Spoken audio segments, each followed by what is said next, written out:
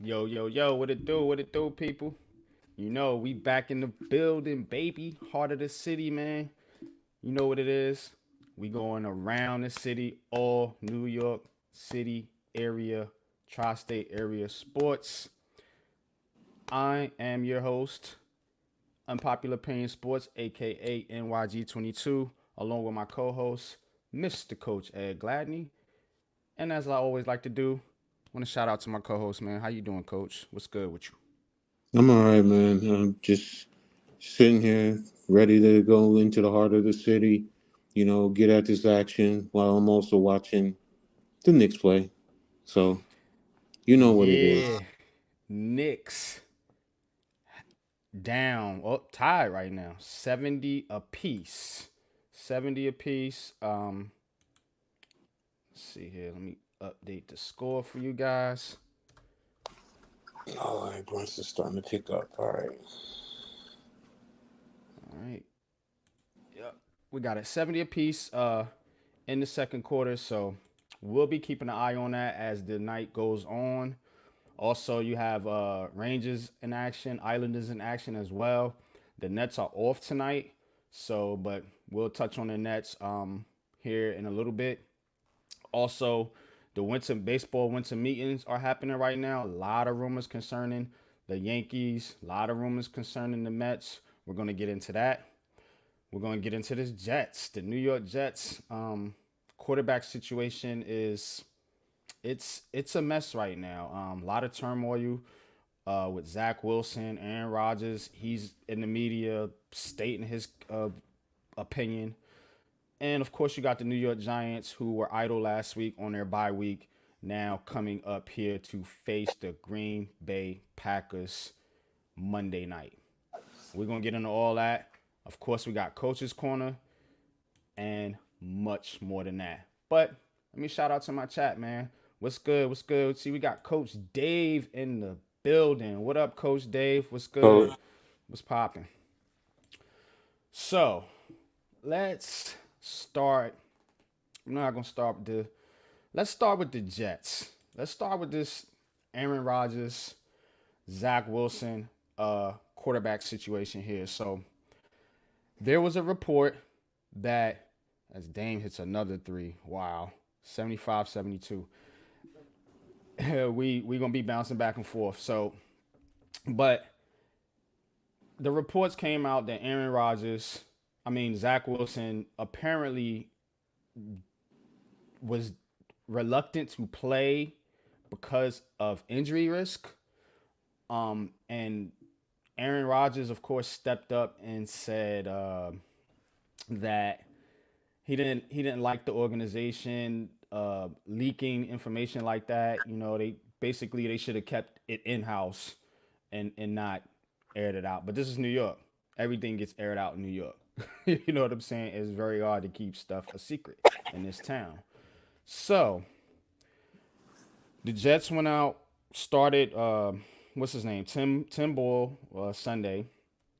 And then what's the other cat they had? Trevor Simeon hmm in the game.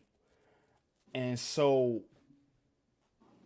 what is going on with with these quarterbacks, man? I mean, the Jets drafted Zach Wilson, you know, and like they put him in the game, he doesn't do well, they put him on the bench.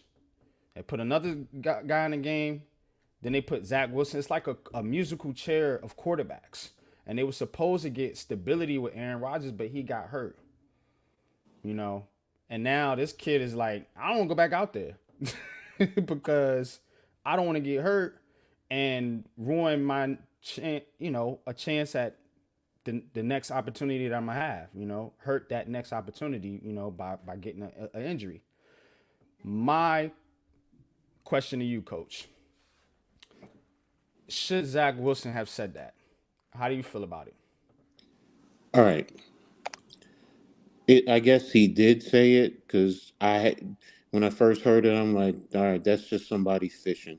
I mean, to be Mm-hmm. honest, I just felt like that. But then when Aaron Rodgers coming out and saying whatever, whatever, it's kind of hard to defend that he didn't say it because Ideally, players don't come out and say that publicly because it makes you look soft and it makes you look like you're not a team player and it makes you look like you're not committed to your craft. And what coach is going to want a player like that because you're basically quitting? What players are going to want to play with a player like that because you're quitting on your teammates? So we all get that, there's cause for concern. But what have I always said? If you coach or being afraid to get of injuries, if you play being afraid of injuries, then you don't need to be playing in the first place. And that's what it boils down to. Now, this kid said that, then I understand his point. It's not like I don't, because this organization hasn't done right by him in terms of, giving him, good play, giving him a good line. Let's just be real. What's It's good, about the Nima? offensive What's line. up? What's up, bro? What's up, Nim? It's about the offensive line. They haven't done a good job, and that's for all your quarterbacks, not just him. That's all your quarterbacks. So I get it, but you signed up to play. Put your big boy pants on and you go out there and do whatever. Now, for everyone who talks about, oh, the quarterback can make an offensive line that much better. Well, if he's that type of quarterback, shouldn't he think like that? Being sarcastic, so please don't take me literal. But the point being is you're supposed to go out there and you're supposed to fight with your teammates, period. All right, coach, whatever you want me to do, I'm out there. And you go out there and you take your lumps. Daniel Jones, for everyone who harps on him, rips him, whatever, you don't like him, you like him, whatever. The one thing you will say is he'll go out there and he will take his lumps and he won't cry. Mm-hmm. He won't quit on his teammates. And that's what you want from your quarterback. The quarterback is, quote unquote, the most important, the almighty, the all everything position to the football team. Well, he's Apparently. your leader. You don't want that. You cannot have that. And when you have that, if I'm on the defense, I'm gonna be honest with you. I'm calling him a bitch to his face. Excuse my language, but I'm serious. I'm dead serious, man. I'm a lineman. I'm out there getting hit all day long. I'm getting my knees cut out from underneath me. I'm getting offensive linemen put literally punching me in my face. Whatever, Mm-hmm. doing dirty things to me, and you can't go out there and you can't fight for this damn team. You're a bitch. Yeah. And I know I'm being harsh, but you know Nah, what? you not though, because That right there, when you quit on your team, and I don't care if it's a player, I don't care if it's a coach. That's a bitch move. And I don't mm-hmm. like players like that. I don't like people like that around me when I'm a competitor. I just don't like it. I can't stand it. You know what? Don't play. Don't play. Or go find some other team to play for that'll accept that from you. Aaron Rodgers, I get what you're saying, but no disrespect to you. Shut the fuck up. Right. I was doing Yeah, all this. Just I you're mean, talking. look. They're all over there sucking his literally, and his head is enjoying the feeling from them doing that. But New York ain't like that. Them fools No, over there bro. might be sucking you like that, but you ain't getting Mm-mm. that from New York. Yo, you in New York, you in the Mecca. It don't run like this. This ain't Milwaukee. This ain't Northern California. If that's what you expect here, take your ass over there and do whatever you got to do. If you're over here, shut up, get yourself together, and when you're ready, go out there and lead that. Show us that you're supposed to be that quarterback. Then do it. Otherwise, shut up, man. You got it, man. Aaron Rodgers do talk too much. What's good? Next shift says Zach Wilson showing his true colors, not a team player or a Exactly. leader. Yeah, Exactly. but you got Aaron Rodgers backing him up. It's like Aaron Rodgers is, um, you know what I'm saying? He's co-signing for this. And Mhm. that's why I'm with where coach is at, yo. You not even playing, bro. Shut the hell up. What are you co-signing this for Zach Wilson for? You know what I'm saying? Because you got hurt. So Aaron Rodgers got hurt. Now that's the reason Zach Wilson had to play in the first place. Because he got hurt. So now you want to go into the media and co-sign for this kid. Mhm. You know what I'm saying? And to me, that's why I said from the jump, it's not going to be a good situation for the Jets because Mm-hmm. Aaron Rodgers' ego is like up here, bro. Like that dude, he thinks his shit don't stink. You know what I'm saying? And it's like the Jets ain't making the playoffs. You know, they're Mm-hmm. dead in the water right now. So what do you see what I'm saying? Why are you adding fuel to the fire? You know, and we went through this, you know, as Giants fans, but the difference is our quarterbacks ain't chirping in the media. You know what I'm Mm-hmm. saying? They're not talking. You don't hear DeVito. You don't hear Daniel Jones saying, "Yeah, DeVito should be the starter," you know, or yada Uh-huh. yada yada. You don't hear that. It's a lot of talk with the Jets, and that's what they are. They're all talk because they was talking in the beginning of the season. They're still talking, and guess what? Their record reflects that. It reflects a Mm-hmm. team in mediocrity that doesn't know how to win, that's not together, and they have a huge problem on their hands because when and if Aaron Rodgers does come back, you're going to be expecting him to save your franchise. So if that doesn't happen, then what do? Now you stuck. Jets keep drafting these quarterbacks. No, none of them are getting developed. None of them are. You see what I'm saying? Mm-hmm. It's just the Jets being a bad organization. We both knew they shouldn't have went out there and got Aaron Rodgers.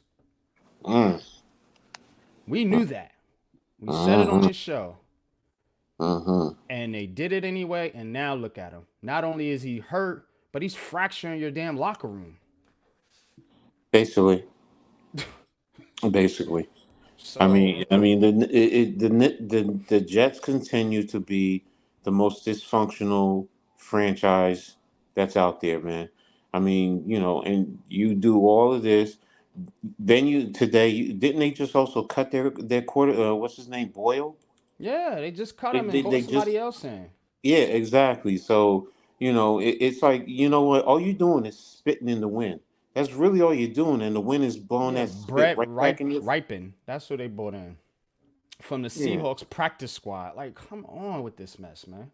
You and bringing that cats from the practice that squad of the that's the Seahawks. point. It's like you know what? You don't know what you're doing. You're not developing your quarterbacks properly. You're not matching them up to work. You know, in work together, so it's like, and Aaron Rodgers, okay, fine. They want to give you the reins. I mean, I'm not mad at you for that, but you know what, like you said, talking all that shit, listen, this ain't Green Bay with the RELAX. New York does not. Right. But we all know, you've heard me on Spaces, we do need to be patient in New York, but it ain't happening. It's not happening, no matter how much we really want to say it, that everybody wants their team, New York team, to win, period. And they want them to win badly. It's not, oh, well, you know what? Yeah, we should be patient. You should develop. And that's what the Jets should have done. They should have built everything a little bit differently. If it was going to be Zach Wilson, then you should have got some more weapons for him, got a better offensive line, and worked on improving the run game and let the defense ball out and put him in position not to hurt you, but just manage the game. But no, you want to go out to get Aaron Rodgers, and what happened? Literally, what, 4 plays into your season, he goes down. And now this man is talking about, oh, he's coming back, and you really don't know if he's coming back at 40 And what years is he old coming from. back for this Exactly. season? Exactly. He's coming back because he wants To to. play He one wants to. game? He wants to appease his ego to say, "Well, look, That's I what I'm. did it. I did it. I brought myself back, and look what I did. I'm one of the best." It's all about Instead Aaron of Rodgers. It's all about him. mm, mm. He's a me So, guy, man. I seen that in Green Bay, and the reason he got away with it in Green Bay because it's Green Bay. You know mm, what I'm saying? This this city ain't happening, bro. It ain't happening, bro.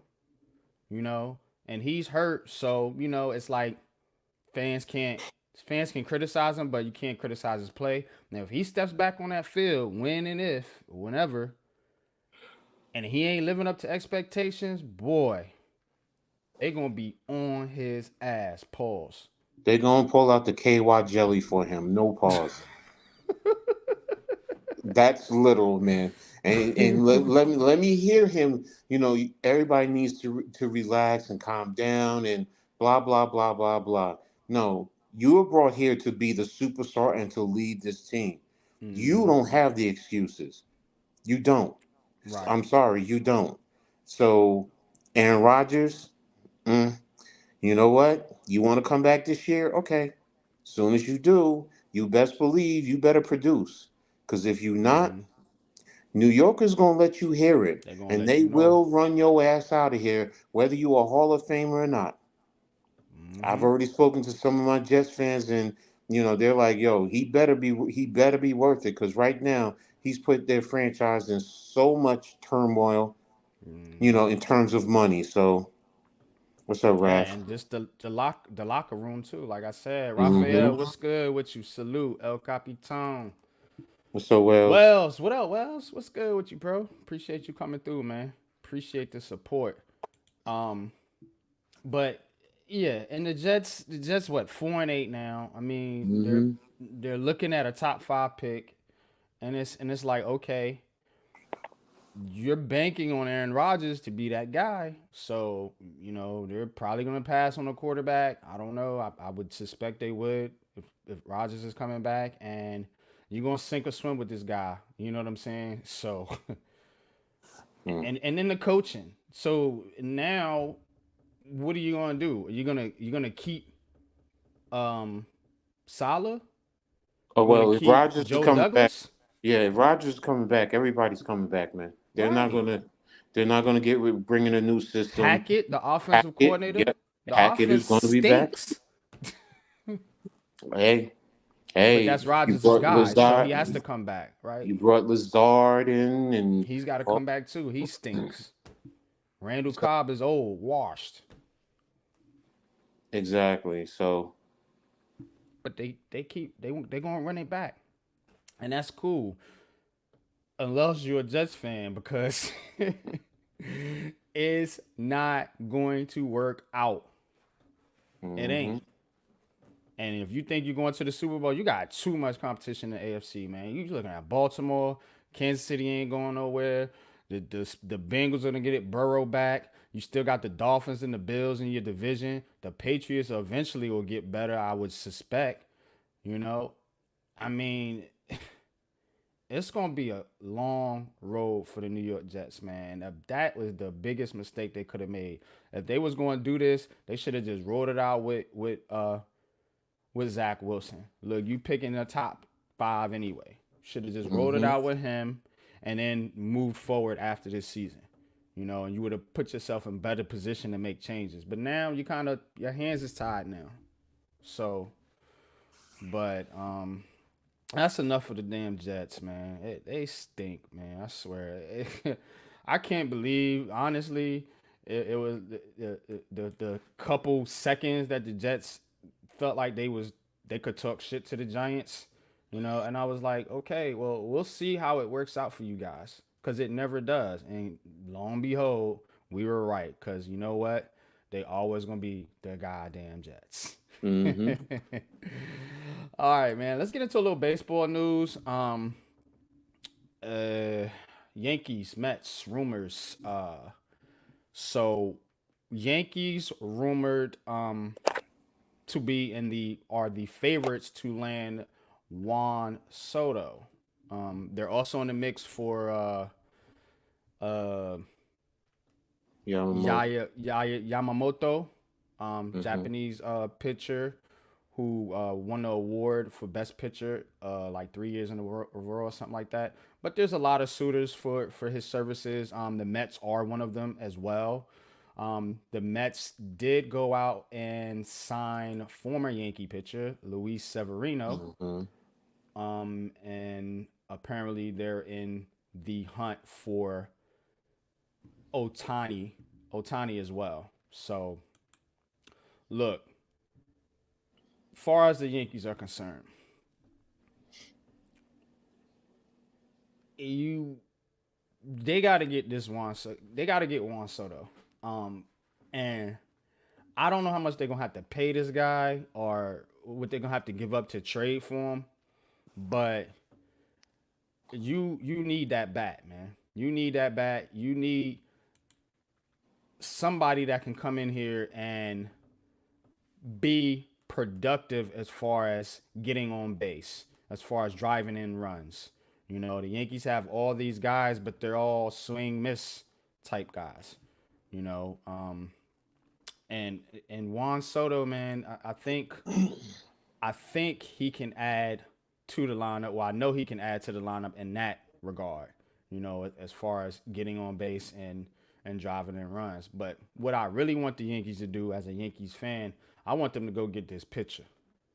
I want to tighten up this pitching staff. We just lost Severino to the Mets, as I just said. I want to tighten up this pitching staff, you know, because all we got is Garrett Cole and a bunch of ifs, maybes, you know, Rodon, um, what's the other cat's name? Cortez, you know. Mm-hmm. So I think, honestly, I think that's what the Yankees need. You know, I think they need to try to go into this thing and they need to, because if you're not going to change the management, you know, we all know that. So at least you could improve the roster, you know, and you definitely have to try to do that because you look at that AL East, it's a beast. It's a beast, man, with um, the the Blue Jays, the Orioles now. You got the Rays, Red Sox. So it's tough, man. It's tough. It's no longer, you know, Yankees, Red Sox division like how it was back in the day. It was Yankees, Red Sox, Yankees, Red Sox, Yankees, Red Sox. But now these other teams and got better on you. So Mm-hmm. you got to keep up. You got to keep up, man. And they're apparently they're in talks. I think the Padres want Michael King or Clark Smith, um, along with one of the other top prospects to get Juan Soto. So look, I'm for the move, you know, but we just gonna have to see, man, with this with how this plays out. I From what I'm hearing, something should be transpiring in the next couple of weeks at these winter meetings. That's um that's usually like where the baseball activity takes place. So we'll keep an eye out on that. But that's all I really got right now for the Yankees, man. Just keep an eye out if they make a move for either Ya, Yami. I'm gonna call him Yami, the pitcher, and then trading for Juan Soto. And same thing with the Mets. We'll definitely keep you up to speed on that.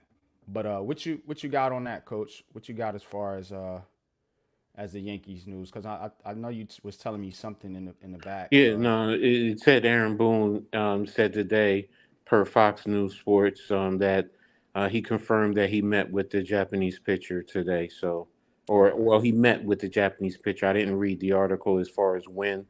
So that lets me know that they're really making a strong push. But like you said, I've heard all the same thing that other teams are interested. So, Mm-hmm. but the Yankees are definitely going to make that push to try and see if they can bring this kid in. So, and if he's going to be a good number two, then yes, you definitely do what you need to do to bring him in because you definitely need the pitching.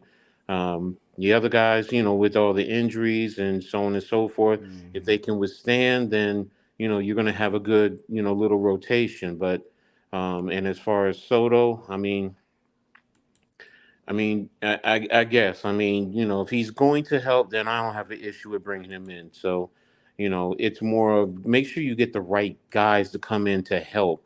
Because I'm tired of seeing, when you get a lot of your big money guys who are constantly injured, man.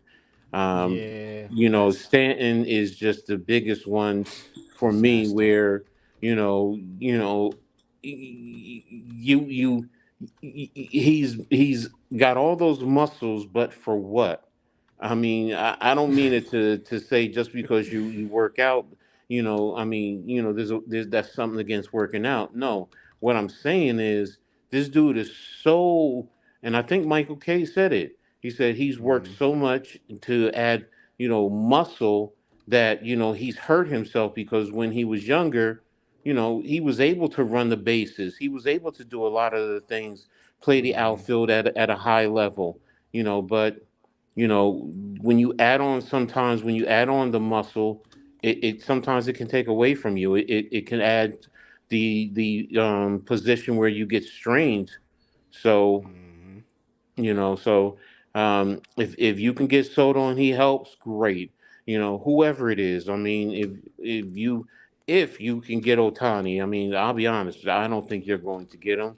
I mean, Nah, because and he's from gonna what I'm hearing, cost 600 million. I'm good on that. yeah, five six I hundred don't think. million Yeah. is then you're going to be pushing a payroll that's but pushing $1 billion when you really think about it, and Mm, it's you know I mean, now if the Yankees want to do it, I know they got the money, but in the same token, it's like you're also going to be paying a big penalty, and how long is that going to last with your team? So but hey, I mean, we'll see what happens, but if you can get this.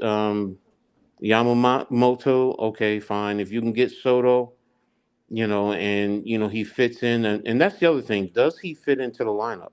Does he? Because he's what, a right-handed hitter, or I mean, a left-handed hitter. I think he's a lefty, but it's let me pull him up real quick.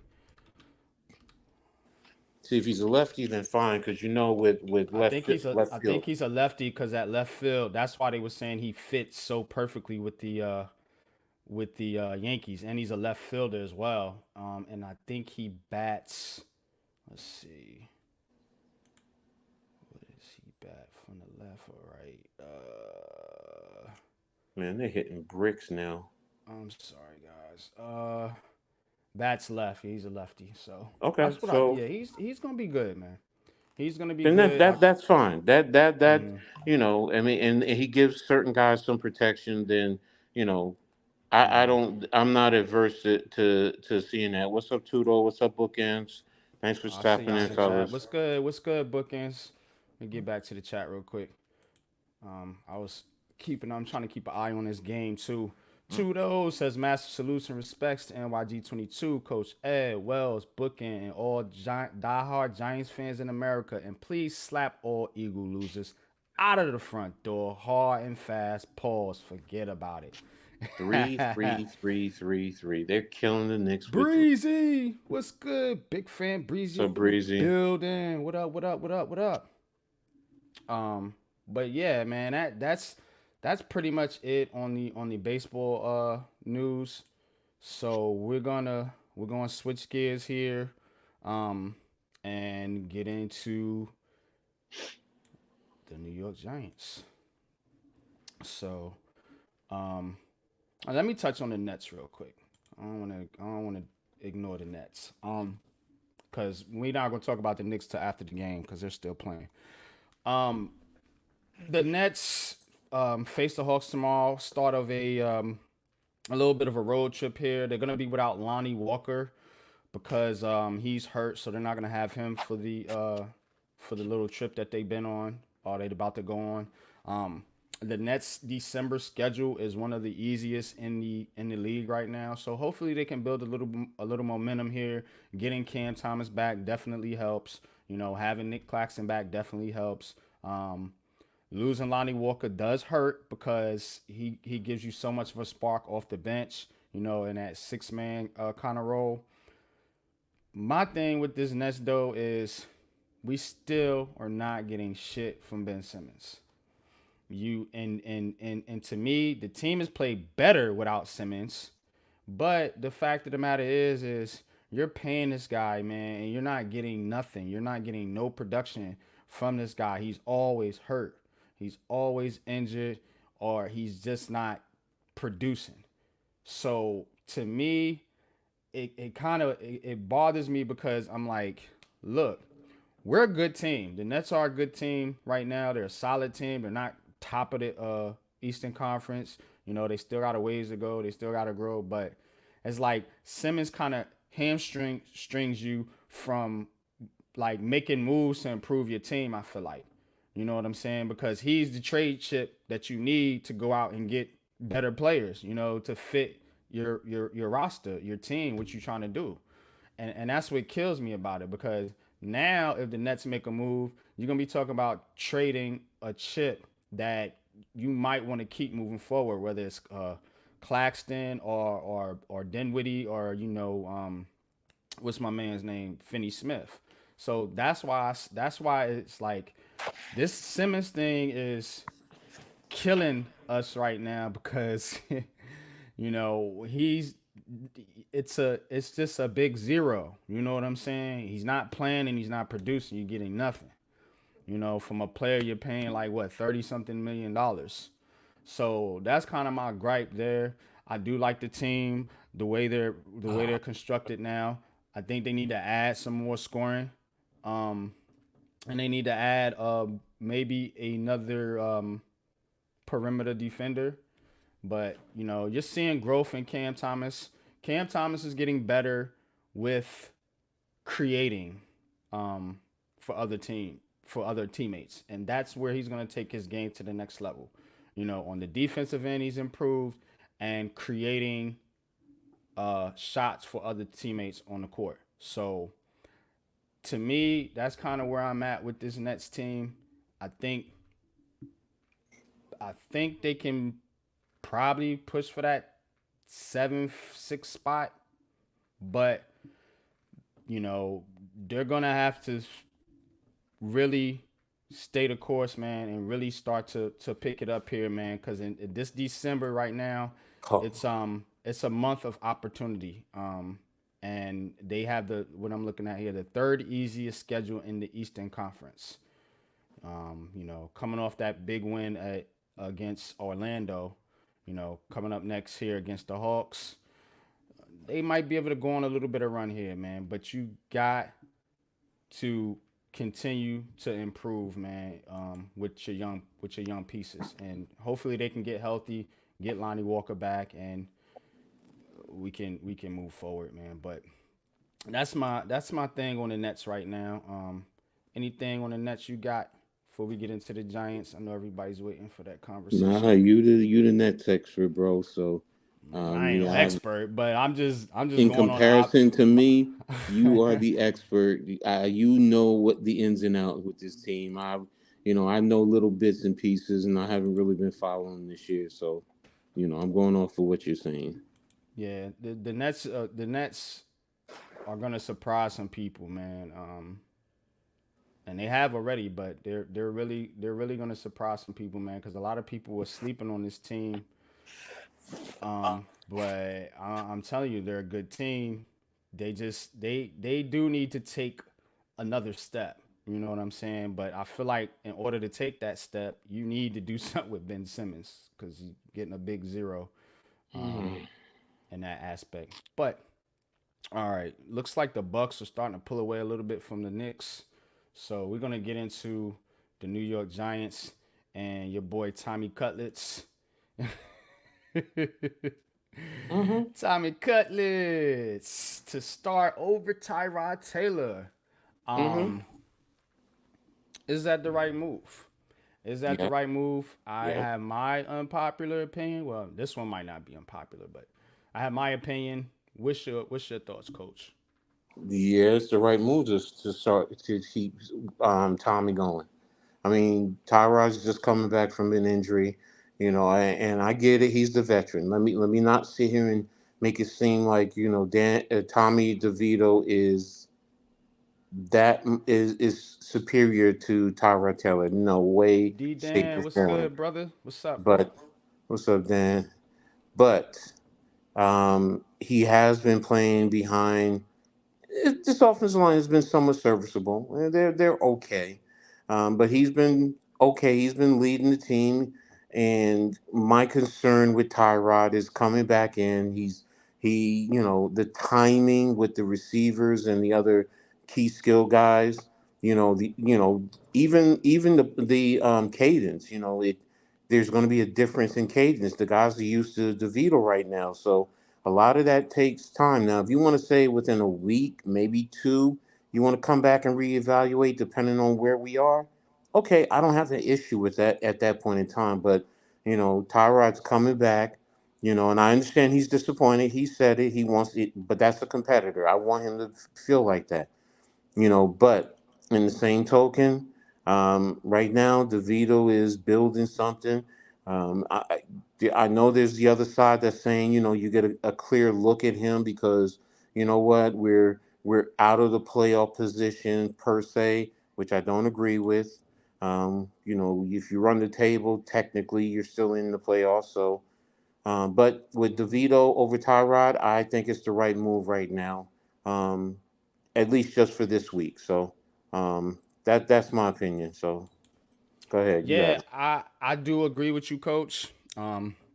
I think it's the right move because I think you need to get a legitimate evaluation on Tommy DeVito. So you can at least see what you have, and because we all say that the Giants haven't really got a solid evaluation on Daniel Jones because of the offensive line struggling. When you just said it, Coach, the line is playing better. They've been playing the best they've been playing all season. So I feel like you can actually get a decent to fair evaluation on what you have in Tommy DeVito and whether he's good enough to be a backup or even a starter in this league. And the other part of it that I want to personally see, I want to see how Brian Dable really develops and his coaching staff develops a legit quarterback. Because Daniel Jones was Daniel Jones when they got here. He had already been through so many coaches and so many offensive systems. He kind of had it's like you had to deprogram and reprogram. And with Tommy DeVito, he's coming straight into your system, straight into your Mm-hmm. your um your program here. So you have a chance to develop him from scratch, from a rookie. And if these fans that want a quarterback, you need to keep your eye on how Tommy DeVito develops, because if you're gonna bring another quarterback in here, you need to trust these coaches that they can develop this said quarterback, and get him to play the way they need him to play. So those are Mm-hmm. the things that you want to see moving forward, and that's why I believe that Tommy DeVito starting is the right move. Tyrod Taylor's not going to be here next year, and I understand the playoff thing. You do have a chance to go to playoffs, and maybe Tyrod Taylor does give you the best chance. But let's be honest. The playoffs is a long shot. You have to beat the number one team in the league twice to get there, a team that has whipped your butt for the better part of the last 8-9 years. You know what I'm saying? So Mm-hmm. you definitely, I would rather take the chance and just roll with Tommy DeVito. Hey, if he gets you to the playoffs, that's even better. You know what I'm saying? Now you can legitimately bring this man in as a said de facto starter if you want to do that, or back up to Daniel Jones, however you want to slice it. So, um, definitely, what happened to Coach? I guess he'll be back, but definitely want to get a solid evaluation on Tommy DeVito for this next 5 games that they have left. You know what I'm Hmm. saying? The Yankees just got someone.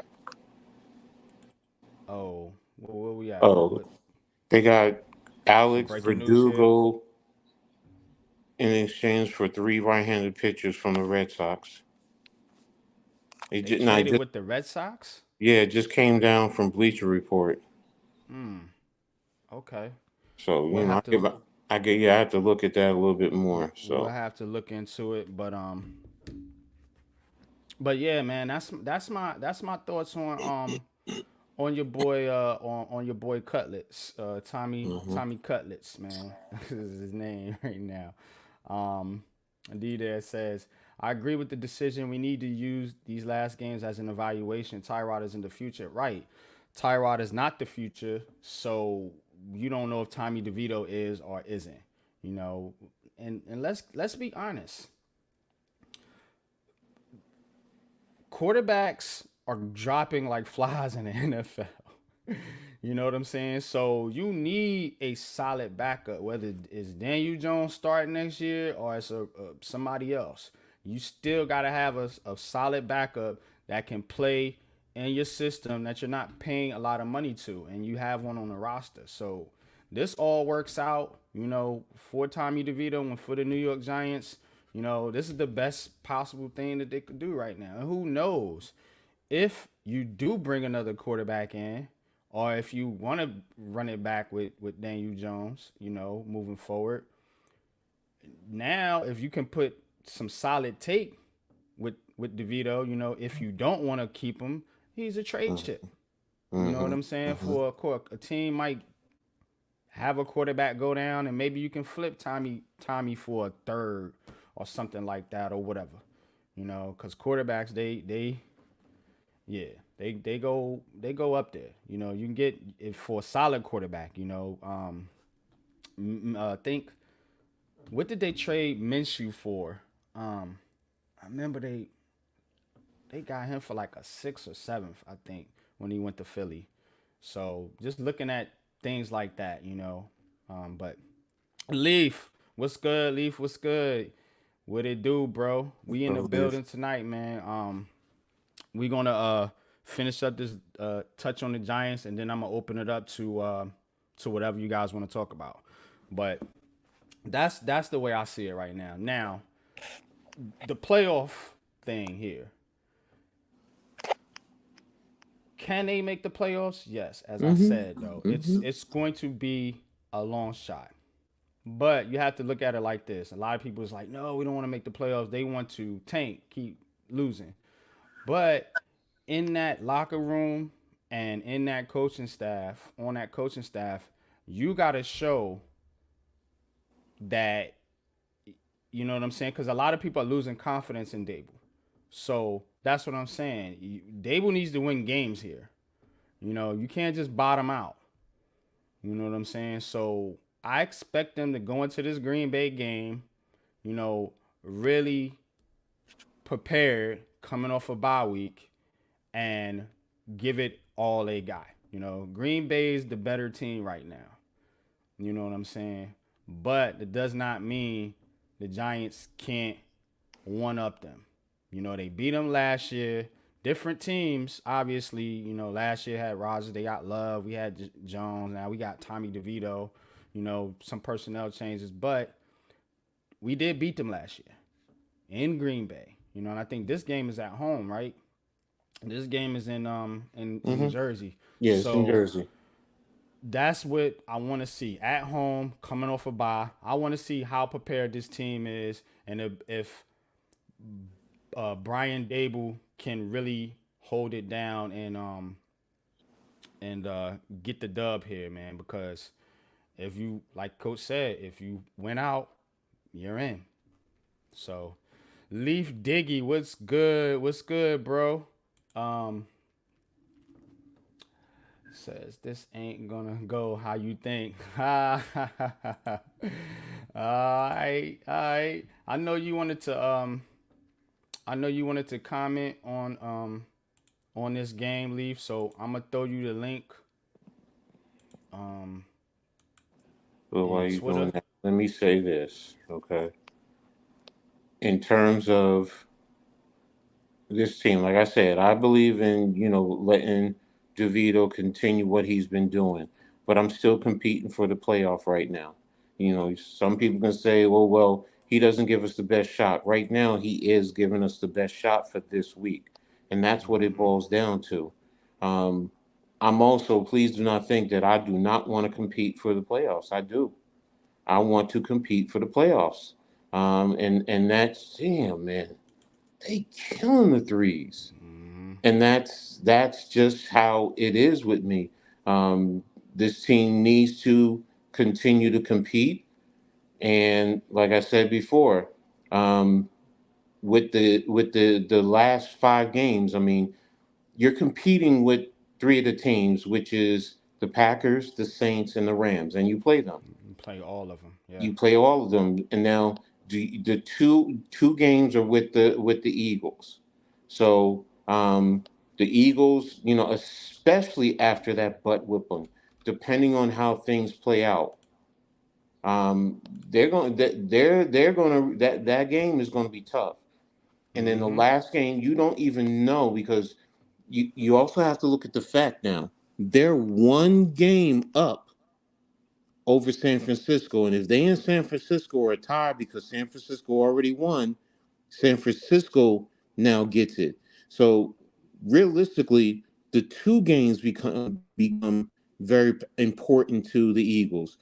Now you can argue, well, the 49ers play some tough games to close out the season.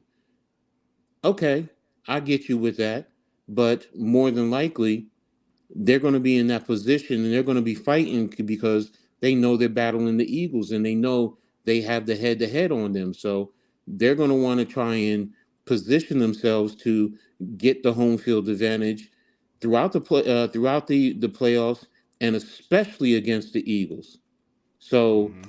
right now, you literally have to and the way I see it, to make the playoffs, you have to close out all five games, and that's a tall task right there. That really is a tall task. So what's up, Leaf? I know you jumping in too Leaf because you. Diggy, what's good with you, Brody? What's going on? What's the deal? The Packers hat on today, Oh huh? yeah, man. Listen, I'ma just listen. The running game is now visible. I've been saying this before the season. I said if Matt LaFleur get his kid, the Jordan Love, some time back there with the running game and open up the playbook a little. If y'all seen how we played against Kansas City, then y'all know that, you know Mm-hmm. what I'm saying. So the thing is, when you open up the ground game, you allow not only your quarterback to get some time, but your defense to get some time as well. You know Mm-hmm. what I'm saying? The same thing with your defense, getting stops and getting your offense back on the field. It's vice versa. So now that I've seen that, Watson is good, Dobbs is good, AJ Dillon, we got Taylor Jr. on defense. Gary been playing good. Yeah, Rashawn Gary. Quay Walker, I'm looking for him to have a big game. I'm looking for us to finish this season strong because the NFL is a week to week league. When you give certain Mm-hmm. teams with these type of records coming after November, this type of leeway and where they had chances to revert their mistakes because we made a lot of mistakes in the beginning of the season. The Falcons game got away from us. The Yeah. Broncos, Raiders, we had games that got away from us. But the thing about it, we was managed to stay afloat with like a mid-tier record, not a bottom-tier record. Case in Mm-hmm. point is once you allow the momentum to go, especially in the second half of the season where you make your mark. That's where you get to surprise a lot of teams and you start to you start to ignite and you start to gain that momentum. That's the crazy thing about the NFL. Look at the championships that y'all won. Go back to y'all Super Bowl years. Y'all didn't start off so great, and then y'all finished Yeah, off strong. You know that's what I'm true. saying? So I look at it like that, and I look at it in terms of what y'all had all around.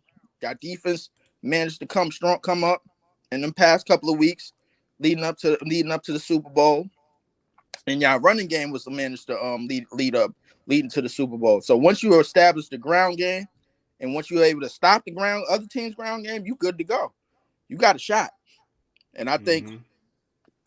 we definitely got a shot, man. Yeah, nah, I Well, ain't I ain't gonna argue with you. I ain't gonna argue with you, Leaf. Chris Rand, what's good? Appreciate you joining okay. the show, bro. Um, D Dan says, is Dex playing? That to me is going to be the key to this game. I'm gonna tell you Mm. why.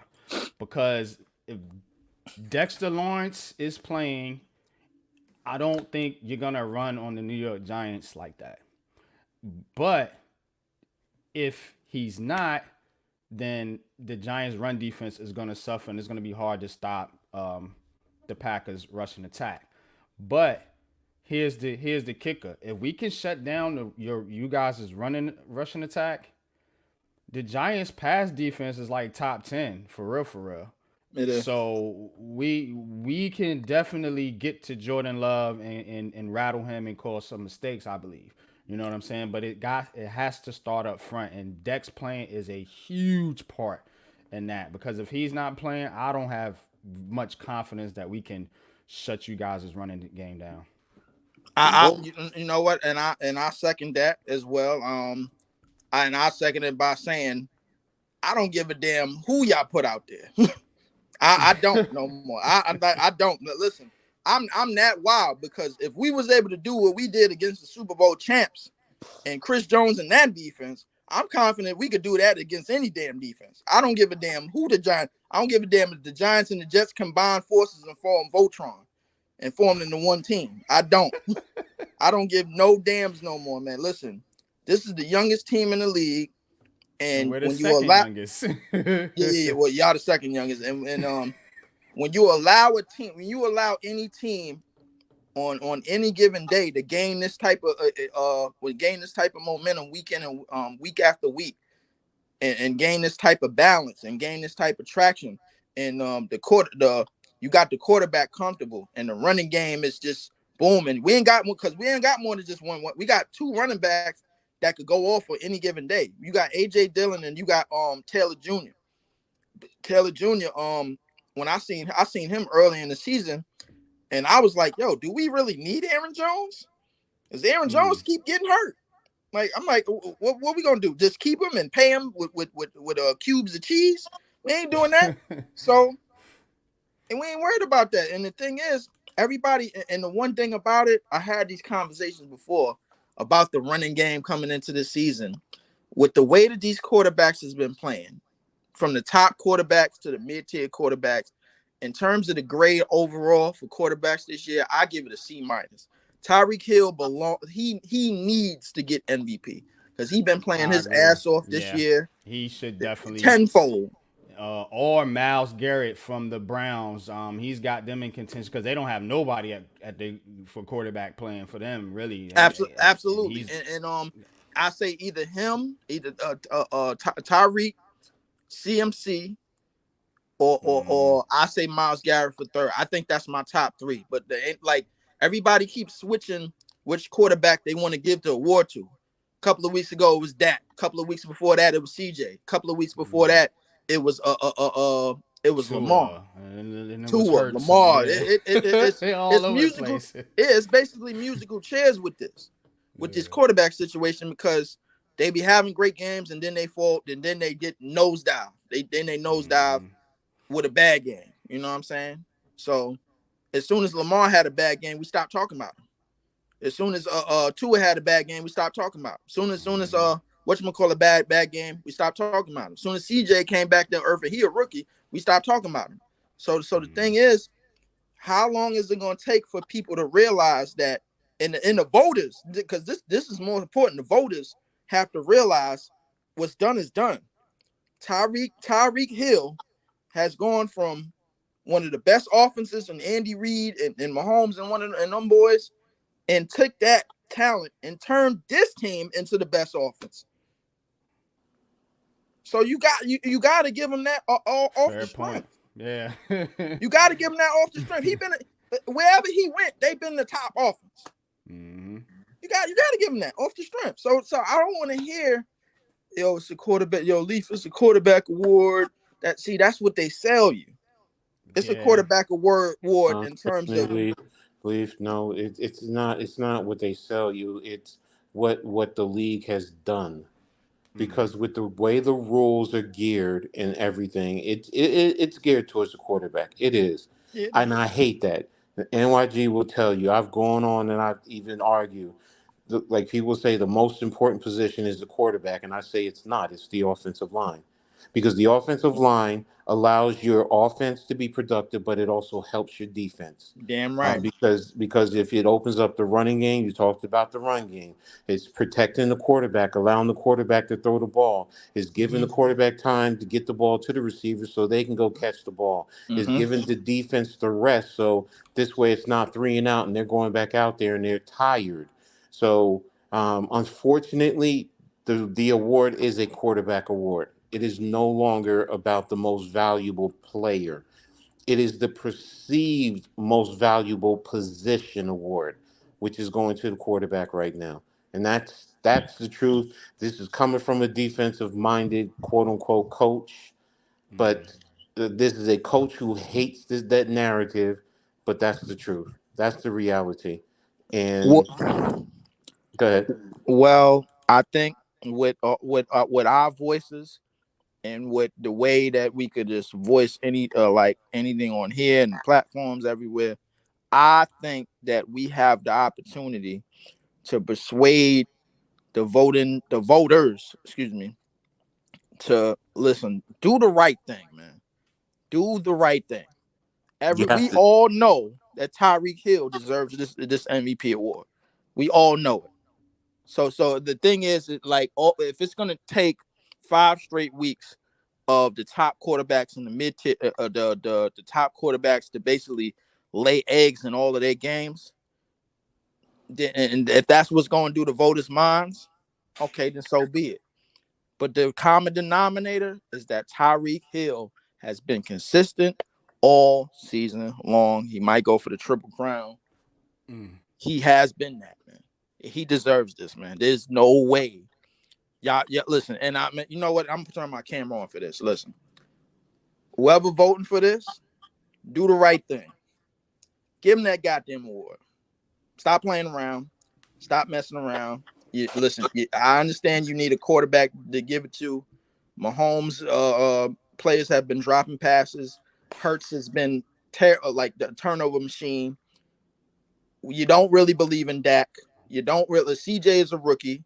You're gonna give him rookie of the year. That's fine. That's a runaway. Myles Garrett is a defensive player. You're gonna give him defensive player of the year. That's fine with me too. Tyreek Hill is the MVP of this league. It's just that plain and simple. Yep, That's all I it is. agree, bro. But he won't get it.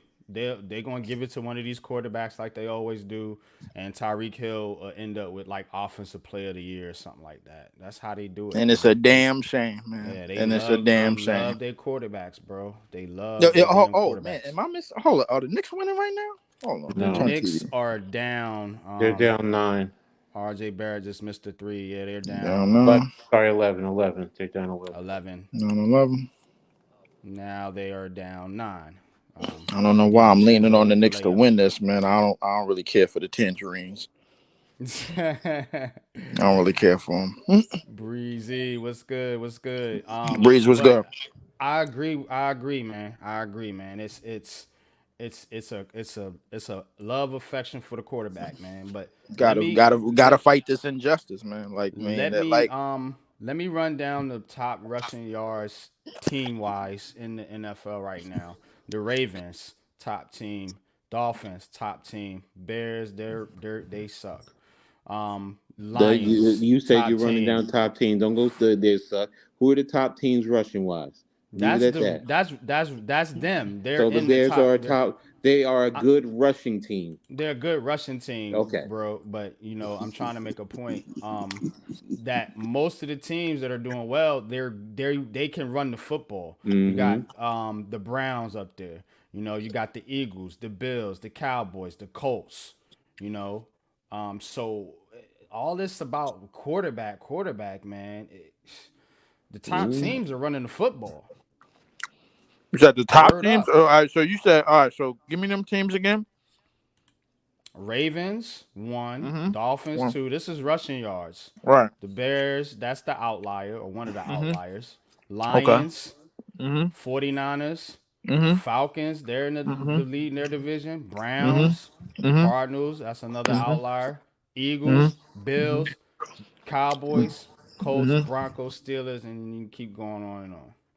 So basically, outside of maybe 2 teams in that top 10, some of these top teams are running the damn ball. Yeah, they're all successful. The ones, the couple teams that you might point to and say is the Chiefs. They're not up there. They're like in the middle of the pack, but they can still run the football. And Jacksonville and Houston. Everybody else is.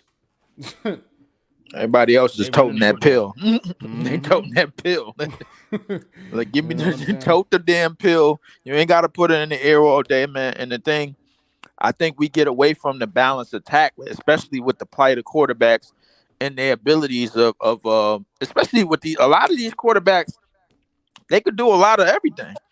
You know what I'm saying? So the thing is, that like I've been seeing, I ain't gonna make it a black thing because I seen Josh Allen run the football and lead that team in yards, man, plenty of games on the ground. So my thing is like with the way that these quarterbacks could get out and scramble and move around, you feel this to yourself like, do we don't need a dominant running back, but we do need somebody that can that's underrated enough to get some yards and use him as a sort of a secret weapon to the point where, all right, yeah, we ain't gonna give the ball to him all the time, but when he do get the ball, we're gonna give it to him in space.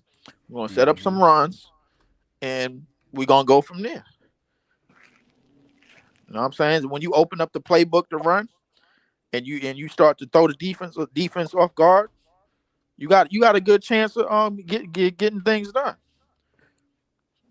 Absolutely, bro. I agree with that, man. Now, real quick, Bucks 112 to 103 right now on the Knicks. About 10 minutes left in the fourth quarter, so they're still playing this in-season tournament right now. I'm kind of upset the Nets didn't get in there. I thought we would have had a pretty decent shot. I know why we didn't get in there. I can tell you why. The Chicago Bulls. We win all the games? No, we won every game except for one. We lost to Boston, of course. And Boston basically got put out by the Pacers yesterday. Yeah. That's the game that I watched. Everybody want to convince me that the Pacers play good defense. The Boston Celtics, they just don't. They just get stupid in the half court set and they start panicking in the fourth quarter when they down. They start going to threes. They really a 3-point shooting team. They don't have no advantages. That's why I don't believe in them to go to doing nothing in the playoffs. When they get in the playoffs, they two best players is going to turn into Scottie Pippins. And you know nobody ain't gonna know who won the ball. Everybody gonna be shooting these threes, and that's what's going to be. And when I tell people this, I'm a hater, but watch it happen now. Yeah, no, I agree, man. You know what I'm saying? They look, man.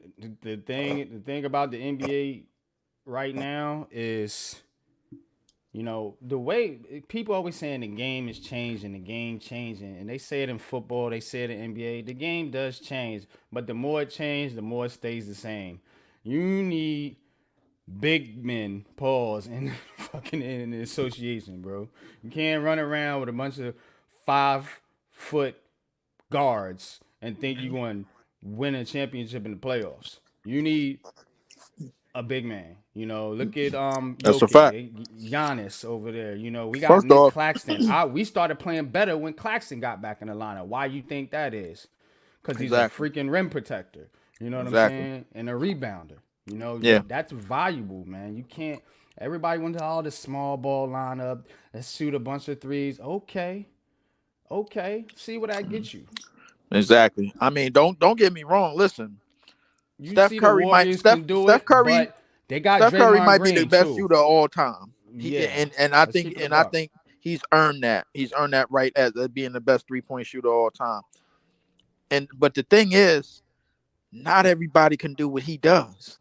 It's an outlier, bro. Just like everybody's chasing the Warriors, everybody in the NFL is chasing the Chiefs. You can't be them. You know what I'm saying? These are outlier teams. You know, 9 out of 10 teams got to do it the way you're supposed to be doing it, which is defense and rebounding. You know what I'm saying? That's what wins you games in the playoffs. Yeah, your offense will get you to the playoffs, but in the playoffs, you got to win with defense and rebounding. It's just, that's the way it is. That's a fact. You shoot a bunch of, you live by the 3, you die by the 3. I was always told that. That is a fact. And I'm looking at the Indiana Pacers right now, and they got Halliburton, and they putting up $140, and they flying up and down the court. Halliburton is getting all these assists in these 2010 games. Meanwhile, they still giving up $130-something points a game. So either they can't play defense or they ain't trying to play defense. One or the other.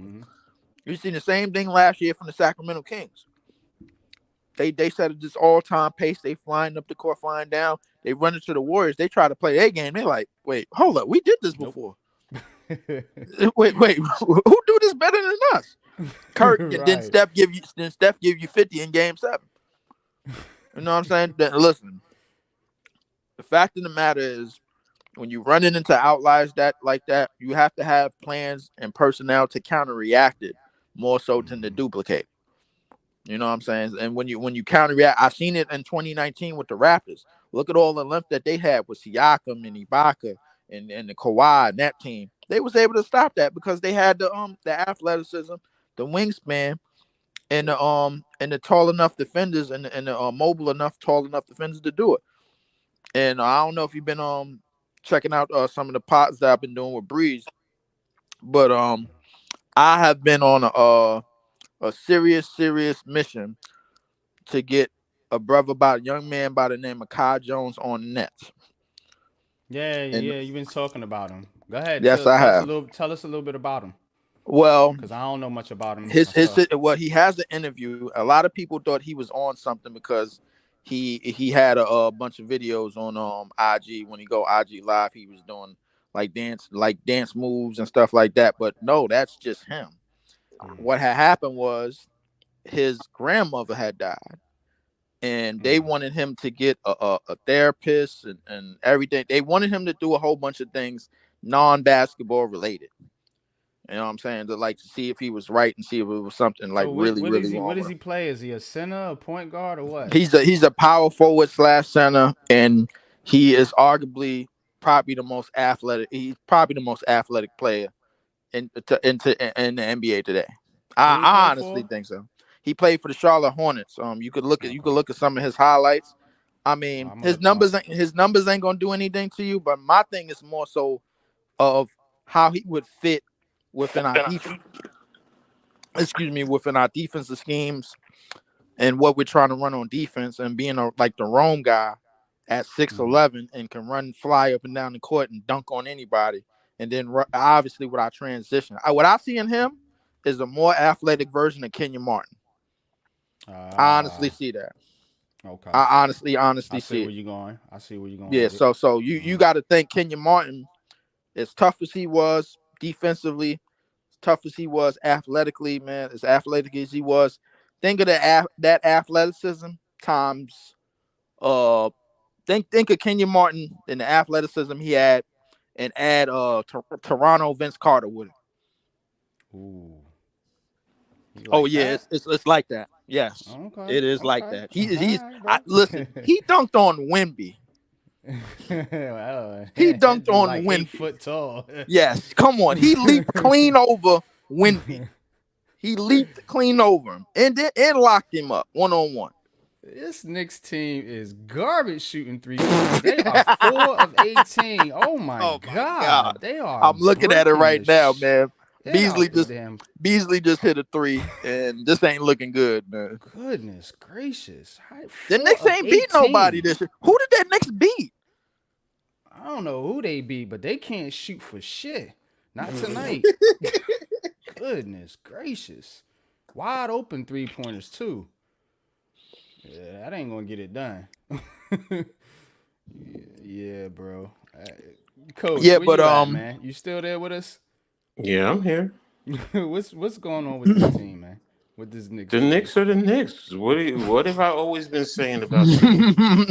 the I Knicks mean, is this gonna is nick this. it up. Yeah, This Exactly. no, don't no. get to All watch jokes them aside, all jokes that aside, much. this is a Tibbs based team, and they're shredding his defense. They're Vincenzo hitting misses the another three one. pointers, and right now this team is quitting. It looks like they're starting to quit to me. I Yeah, because they're mean, getting ran out the gym. they're they're they're 20-point they lead want to now. play the Now, old school, Milwaukee just went up 20. but you know they're doing whatever they want. They were killing them with the three pointers. They were trying to blitz Giannis, and he was just reversing it and hitting it over into the corner in the first half. And that's all they've been doing is just hitting the threes because the threes are there. You talk about Tibbs and his defense, but I mean, you know, he's still an old school type of coach who has not progressed. He really has not progressed. And That's true. it's there's nothing more that needs to be said. The Knicks are not going to win until they get rid of Tibbs. I'm sorry. It's everyone when they were winning, it's oh look at Tibbs winning now, but look at the offense. Look at what he's doing. His whole system is not progressive based on the way the rules are playing today. They're just not. They're not talented. Pre-game, what did Shaq and Kenny and Barkley say? The Knicks' best player is number two when you're going up against any most of the teams in the NBA. That's an indictment. That's an indictment on Tibbs. That's an indictment on Leon Rose. You have all these draft picks and you're not doing anything. And it's I mean, it don't it's as sad as it's gonna say, this ain't surprising me. It's not whatever. The Knicks are going to be a middle of the pack team the rest of this year. They're going to be fighting for the anywhere from the eighth to the sixth, maybe fifth spot for the playoffs, and you'll be lucky if you get them past the first round. And and I'm talking about playing against teams even like Orlando.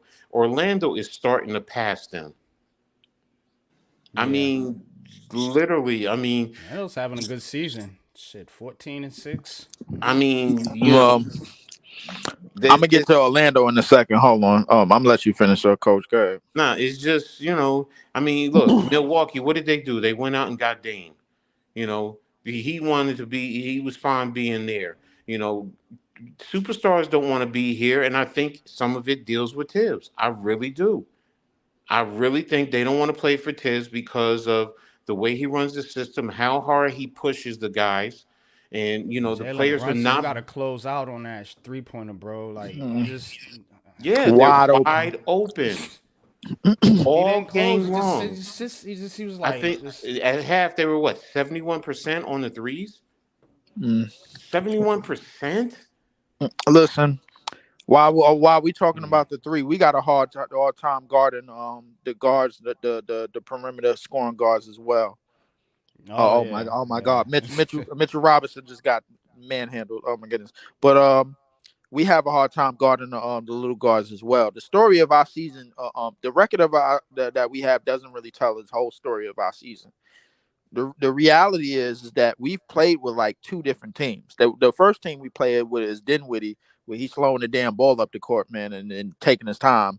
And we supposed to be running with pace. And our half court set is really like basically shit. Like if we not hitting shots, or if we not getting wide open threes. The second team that we play with is a tone setter, somebody that's flying up the court, either DSJ.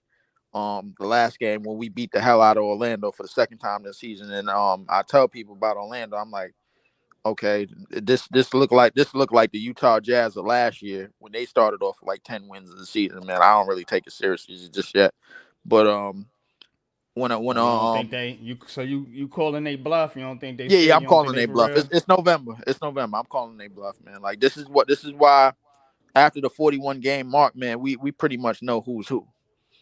You know what I'm saying? Like we pretty get that out of there. So we pretty much know who's who All after the right, 41 game mark. bookends. Peace, bro. Peace. Bookends was going, but after the 41 game mark, we pretty much know who's who. But the thing about us, the story of our season, we've really played with two different teams. And the first half of the season, the first bit of the season, first couple of games, every game was close. Every game was played with pace. Ben Simmons was out there, flying up the court, dotting up the court. He obviously don't attack the basket. I mean, unless he got a breakaway. Obviously his back is probably still bothering him, and now Man, we I got to can't. reevaluate it for another 2 weeks. So I'm pretty Bro, much off of like him. I'm pretty much off him. get If him he get off it this together, team, bro. Like I'm tired of yeah. Ben If he Simmons, get it bro. together, fine. But if he don't, get him out of here. I ain't with him. You know what I'm saying? So we looking to amnesty him next year, so we can get that amnesty clause off. But the times that he was on the court, I will say this: we didn't get blown out in no game. We were still in every game down the stretch. Even the games we lost, the Dallas, the Bucks, and Cleveland, which we lost down the stretch. Them And games we were had close though, yeah. we had leads in all those games. We also had Cam Thomas in all those games. So the thing is I'm like, okay, all right. So now we done had a lot of things we figuring out how to close little by little, but because we did close the game against Miami. Back when we were shorthanded and we had Armani Brooks hit 5 threes off the bench. It's a young team though, Leaf. So you know what I'm saying. You expect these growing pains, and me and you had actually talked about this, how the Nets would struggle to close games. You know what I'm saying, because they don't have a true I wouldn't even say it's a young legitimate. team because a lot of these guys are really veterans. When I look at DFS, DSJ, Our key players are Dinwiddie, young. Claxton, yeah. Cam, I mean, but and the youth realistically, the youth is that's getting Cal. playing time. What The happened, realistic Coach? youth that's getting playing time. Dinwiddie, I mean, excuse me, not Dinwiddie. Claxton, Cam Thomas, they both under 25 years old, Yeah. and Watford. Watford is now getting minutes for us. You know what I'm saying? He picked up. He's like a tempo pusher type of player.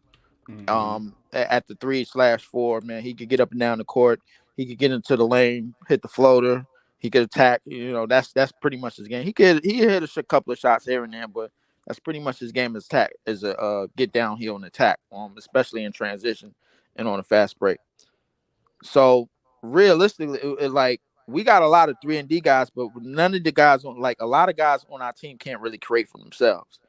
So Yeah. we need DSJ or Dennis Smith Jr. when he's in transition, I we need him think to Cam push. Thomas though, I will say this about Cam Thomas. He is starting to develop as far as, being more of a creator, playing better defense. So I will say that. I'm starting to see him make strides because when his shot, previously, if his shot wasn't falling, it was like he wasn't a factor. But you know what Right. I mean? You're not going to be, your jumper ain't going to be on every game. So you have to find other ways to contribute to this team in order to stay on the court.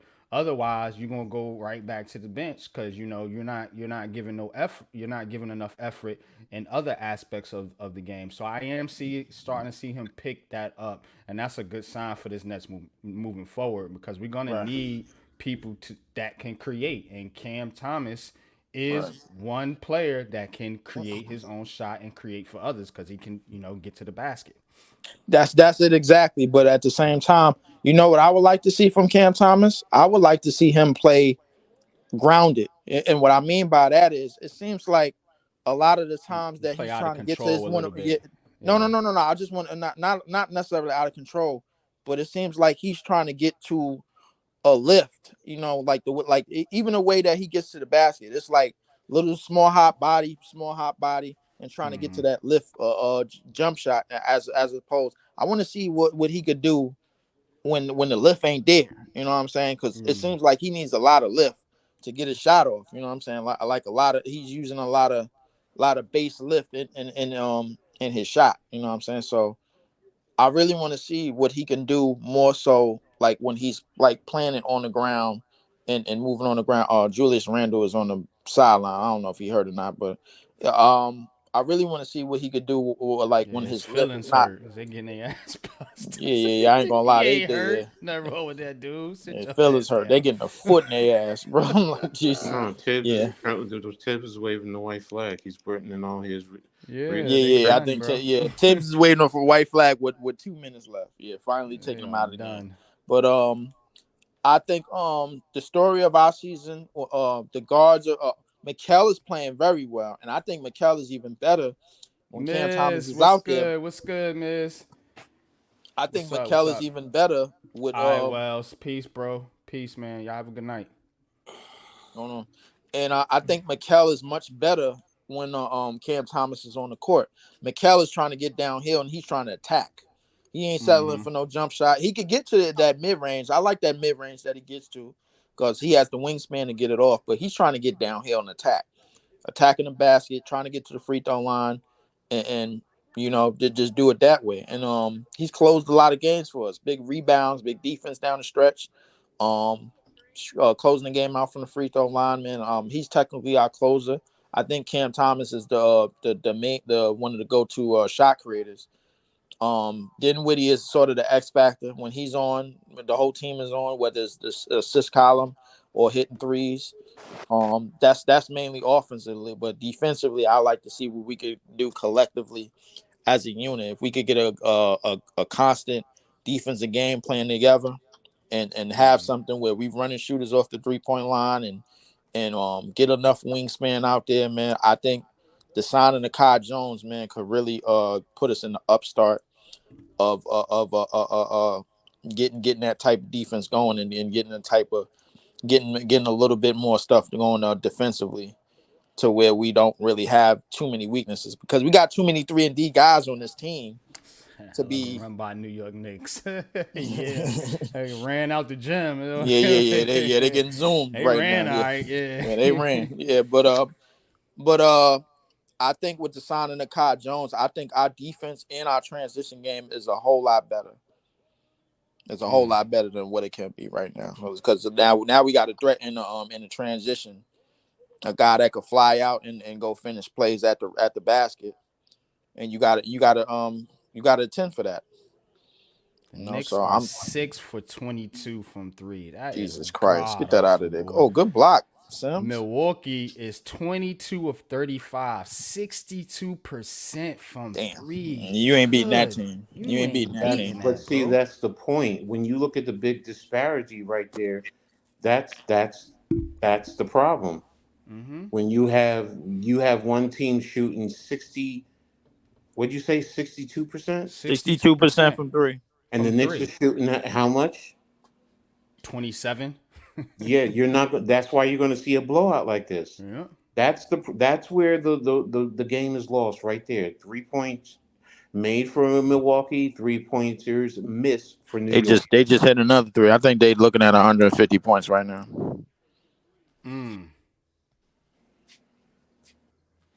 Wow. Yeah, man. This ain't good if you're a Knicks fan because this shows you how far away you are from these top teams in the NBA right now. You're It not definitely you're not does. there. But the All I know question, is, man, listen, when we played the Bucks, we ain't get beat up like this. well, look, everyone gets blown out every now and then. That we all Yeah, know. it does. So It happens. It I will happens. say this though, the problem is the Knicks don't have 3 point shooters that can compete at an NBA level outside of Jalen Brunson. Honestly, Julius Randle is not consistent. He's not. Most nights Jalen Brunson is on. But other than that, who on the Knicks do you fear? Okay, if you want to say whatchamacallit, but they're not going to give him any run. It should be Um, it um, should be DiVincenzo because he's a no, it he's a should be Frenchie. But Frenchie plays no defense. That's the problem with Tibbs. If you don't play defense, you don't play for Tibbs. But you got a guy who can get you. He could probably average. He could probably shoot around 39 to 42% in terms of 3 point shooting. But Tibbs don't want to put him in. This is the problem with Tibbs and his arcade. And look, I'm old school. I love the Knicks of the '90s. Don't get me wrong, but I also am I also know that you need to shoot 3 pointers in today's game because it really spreads your offense. The Knicks are too congested. RJ Barrett has to attack the rim. Julius Randle, he's up and down. But for the most part, he's an attack the type of the rim, or he's going to try and play down in the low post. That's who they are. I mean, Mitchell Robinson, you gotta pick and roll for him. I mean, even Hart, Josh Hart, what is he best at? In the open court, running and attacking the rim. The Knicks do not have 3 point shooters consistent. I'm sorry, quickly for the since his rookie season, he hasn't been as consistent as he normally would used to be. So It don't to seem me, like he really doing a whole lot this year. Like, well, he is. He's averaging I think 16 points a game. oh, So okay. he's doing his thing. It's just that he's on the second unit, and Yeah. it's He had again, and, 7 and tonight. the other factor is on your second unit, you're pretty much going four guards with Hartenstein.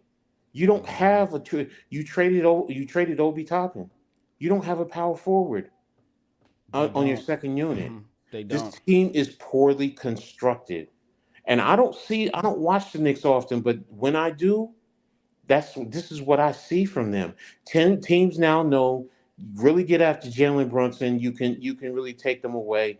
Julius, you know what? He's going to be up and down when he's on. If you don't let the other guys, in terms of Brunson and RJ Barrett, really get into it, there's no quickly on the second unit is the only person you want to be concerned with offensive wise. Where if you had an Evan Fournier, like I was saying, you go out and get DiVincenzo, and DiVincenzo, whenever I see him, he ain't done shit. Sorry, he What ain't are done they doing shit with Fournier? Why ain't he playing? because he doesn't play defense. He doesn't play defense, so Tibbs don't want to play him. But you got a guy who can get you, like I said, 39 to 42% in 3-point Yeah, shooting, he can. He's a and it will decent open shooter. up your whole offense. But Tibbs doesn't because he doesn't play defense, and that's the problem. I Man, keep he don't saying play it. him at all. Like, what's up with that? No, he doesn't, and that Like, this is the dude whole. didn't get in the game. Nope, Tibbs will not play him because he doesn't play That's defense. weird, man. You know, in years past, you could still, in a sense, hide. But then again, teams are going to spread you out and they're going to attack him. But you know what? And he was one of their big free agent signings Yes, like he a few was. years ago. And it's like, Yes, he you ain't even was. using this dude. That's But dumb. Tibbs doesn't Wait, want wait, to He's who they he's talking about? healthy. Who we talking? Fournier. Evan Fournier. Fournier. Fournier. Oh yeah, he ain't getting no time. He ain't getting no clock. And that's Tibbs. That's Tibbs. And to be honest with you, I wonder if Leon Rose says that maybe that's why he's not going to go out and get no big acquisition because he has concerns.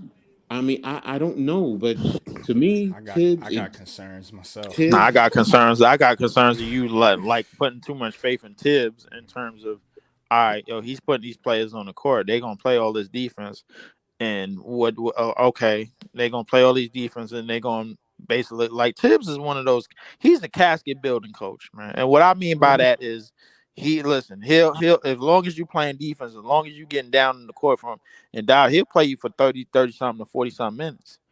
You don't gotta take my word for it. Just go ask Kirk Heinrich or Luau Deng. Mm-hmm. Yeah. You Mm-hmm. know what I'm saying? You could No, go ask. You can ask Joe Kim Noah and all of them dudes look, that are look. out. You know Here's what the I'm saying? truth. Here's the truth. People don't, and I've had discussions with my grandson. Well, you know, one of my former players who's a big Bulls fan, and he says he hates Tibbs because Tibbs destroyed Derrick Rose.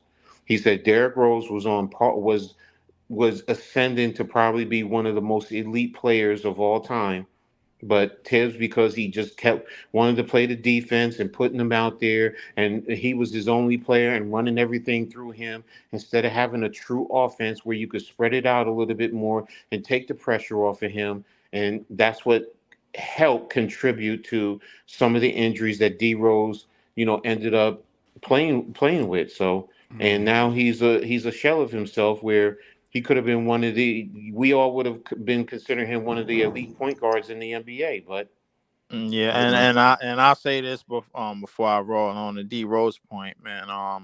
I keep saying what could have been. I mean, but Tom Thibodeau, keep opening up these caskets, man. And like for these players, man. Like if you playing all of this defense, he in love with you. He in love with you until he going to put you out there until you can't go no more. I call him the Mike Shanahan of the NBA.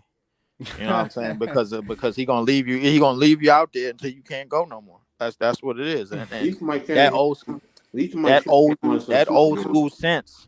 That old school sense, man, like with the players today and the way they have to cover a lot of ground on the perimeter, man. Like it's a lot of things that they have to cover today in terms of switches, the perimeter.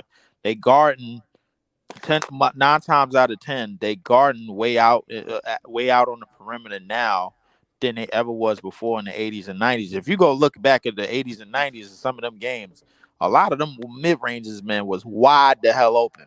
Mm-hmm. Wide the hell open, bro. Like to the point where they was like, yo, man, I Syracuse don't got a believe 5-point lead on who is this? who's that. Cornell? Yeah, but Yeah, I'm gonna watch. Cornell. Yeah, let me get to this Laker game, man, because I don't know who I want to lose, man. I hope this game end up in the Who tie. they To be playing? honest. Phoenix? Oh, Yeah, Phoenix has got to lose. Fuck it's Phoenix. just a F Phoenix. Damn. Yeah, you know how I Uh, feel about Kevin Durant, bro. I mean, yeah. Listen, and I feel the exact same way about Kevin Even Durant, though I bro. don't Like, like LeBron either, but Kevin I gotta flip a Durant, coin yeah. and see who I hate the most, man. Like, listen, man. I'm Listen, sorry. Kevin heads Durant they directly both had effect on listen. our I'm team. doing it like this. Listen, heads they both lose, tails they both lose. That's what I'm going at.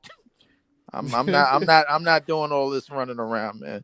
I'm gonna lock in the chat and everything. Locking in the background, man. Appreciate it, man. Coach, salute to you. Definitely, man. Appreciate the line. I'm gonna be doing the game. I'm gonna be doing the game tomorrow night. I'm doing starting to get my play-by-play skills in order and everything, man, for the Nets game. So I'm gonna be doing a lot more Nets games, man. I got the Yes app now because the cable box is kind of chopped up. So you can get the games on the app. How much you gotta pay for that app? The app is like I think they started at what $9.99 for the first month, and then $19.99 afterwards. I was like, I've been trying to figure out a way to watch these games, man. But I tried streaming them, but I said, you know what, let me get the app because the streams is always garbage, man. Let me just go straight to that, man. But and they don't show the Nets on national TV enough, so I'll be missing. They don't. I think we got maybe 2 or 3 national televised games. We got the one where Kevin Durant is coming back. And we got another one probably against the Knicks. Please take the Knicks place on the national telecast. Oh no! Y'all can have that. Y'all can have it. He said y'all can have that. No, y'all take it. Y'all take He said y'all take. You know what I'm saying? They only did it, bro, because they thought the Knicks had a legitimate chance to make the conference finals last year. The Knicks, though, you know they always gonna give. Man. The Knicks get good, they start getting on TV again, bro. Y'all missing the point. I'm saying that selfishly because this way I don't get to see the Knicks no more because that's the only way I get to see them. So take them off the national broadcast so I don't get to see them no more. You don't get to see them no more. All right, man. Listen, I enjoy the Nets, man. Just sometimes they infuriate me with some of the drops that they go on as well. But I will say this. In terms of like the spread offense that we run, try to get like the open threes. Nick Claxton, he'll take chance every now and again and go get his type, go for his move, go for his bucket. Mikal is always downhill, always on the attack. I just need the perimeter 3-point defense and the defense against these guards. Now we got Trae Young tomorrow night, and I'm sick and tired of losing to his little light skinned ass, man. Like because it seemed like every time we about to beat him, here come a imaginary foul. He runs straight to somebody in body and then implode his arms, and then all of a sudden he had the free throw line. Yeah, flopper, man. Yeah, so and the thing is he could get that because he's lightweight. You know what I'm saying? Like he just back up and just get that. But not saying that Mikal kind of don't do the same thing because Mikal is slim. But I mean, I guess 2 and 2 equals 4. You know what I'm saying? All right, whatever. But I need this game tomorrow night. I need this game tomorrow night, and I need the game on Friday, and I need the game on Monday as well because we're gonna start this West Coast trip, man. And I gotta, I'm always we gotta take care of the Hawks and the Wizards, man, because that West Coast trip is something serious. The West Coast trip is something serious, and I be in so many spaces, and it's a lot of West Coast fans of some of these teams that's coming up, man, and I don't need them talking shit afterwards, man. So I need that. But appreciate y'all, man. Giants fans, all Giants fans is preliminary talk is this weekend. Ain't nothing I can do about it, man. I gotta take them out. Got to. I gotta take them down, man. So we're gonna see you Monday. You will come right back to this show Tuesday after the Giants give y'all that L. Listen, as far as I'm concerned, man. Listen, as far as I'm concerned, anybody wearing blue this weekend, man, is a target. I'm done. We ain't going for it. So I can't talk much shit. But, appreciate it, Coach. Appreciate it. Pop, man. I'll see y'all soon, man. Appreciate y'all. All right, Leaf. Have a good one, bro. All right, man. Let's get into Coach's Corner, man. Coach, you ready? We're going to wrap this thing up, man. Yeah, go ahead. I'm going to cut these podcasts a little bit short here. Because,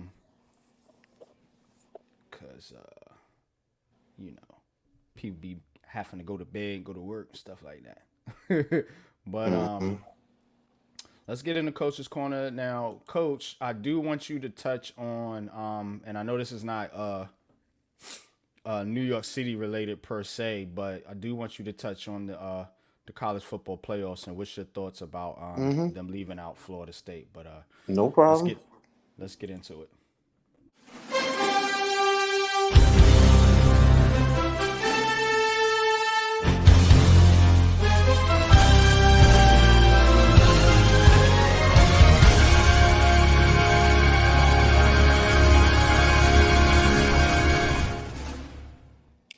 Appreciate that, NYG. Welcome everyone to another Coach's Corner. This emphasis this week, just going to touch just briefly, just very, very briefly on the local basketball because they're just getting into it. Rutgers is they're not like they have been in the past. I mean, they just came off a tough loss against number 20 Illinois. They were blown out at home. But overall, I believe they're 5-2, and Syracuse, if I'm not mistaken, is 4-1. I think they're playing right now.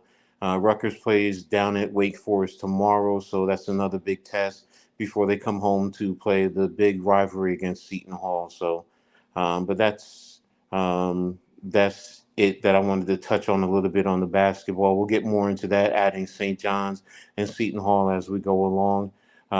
College football, basically the seasons are over with, and now teams are prepping for the bowls as well as NYG's talked about is the college playoffs. Locally, Rutgers and Syracuse are both invited to bowl games. Syracuse will be playing down in the Boca Raton Bowl down in Florida, and they'll actually be playing South Florida. So it's going to be a good test for them. One other thing about Syracuse football, because they did hire their head coach. Their head coach is Fran Brown. Now they hired him away from Georgia. He's been a defensive back coach at Georgia, but coincidentally, Brown was hired away from Rutgers because he was the associate head coach and the co-defensive coordinator at Rutgers before he ended up down in Georgia. He also came to Rutgers from Temple. Now, he is a master recruiter. He is considered the number one recruiter in the country. So it's a very good get for Syracuse. They want to rebrand the Northeast and they want to make waves into New Jersey and back into the city like they have been before because under Dino Baber, they really weren't doing well in those areas. So it's going to be, as far as Rutgers, it's going to be great competition. But it's something that is needed for this area to build up the rivalry in a sense, not direct rivalry, but recruiting a rivalry and also help grow this market in terms of the football branding. Rutgers, in terms of the um, bowl. They ended up losing the last four games, so they ended up being invited to the Pinstripe Bowl, which is actually a good look for them. It's a local bowl game played at Yankee Stadium. Actually be Thursday, December 28th at 2:15. They're actually going to be playing the U, former um, conference mate with in the old Big East. Oh, So Miami. yeah, Miami. The other thing about Miami, the head coach Mario Cristobal, uh, he got his start under Coach Shiano down at Miami as a graduate assistant when Shiano was the DC down there, and then when Shiano came to Rutgers, he actually came along with Shiano to Rutgers. So Coach Shiano is actually a mentor to him. So he has great respect for him as well as Shiano for him for what they bring. So those are some great storylines to be looking out for in reference to that.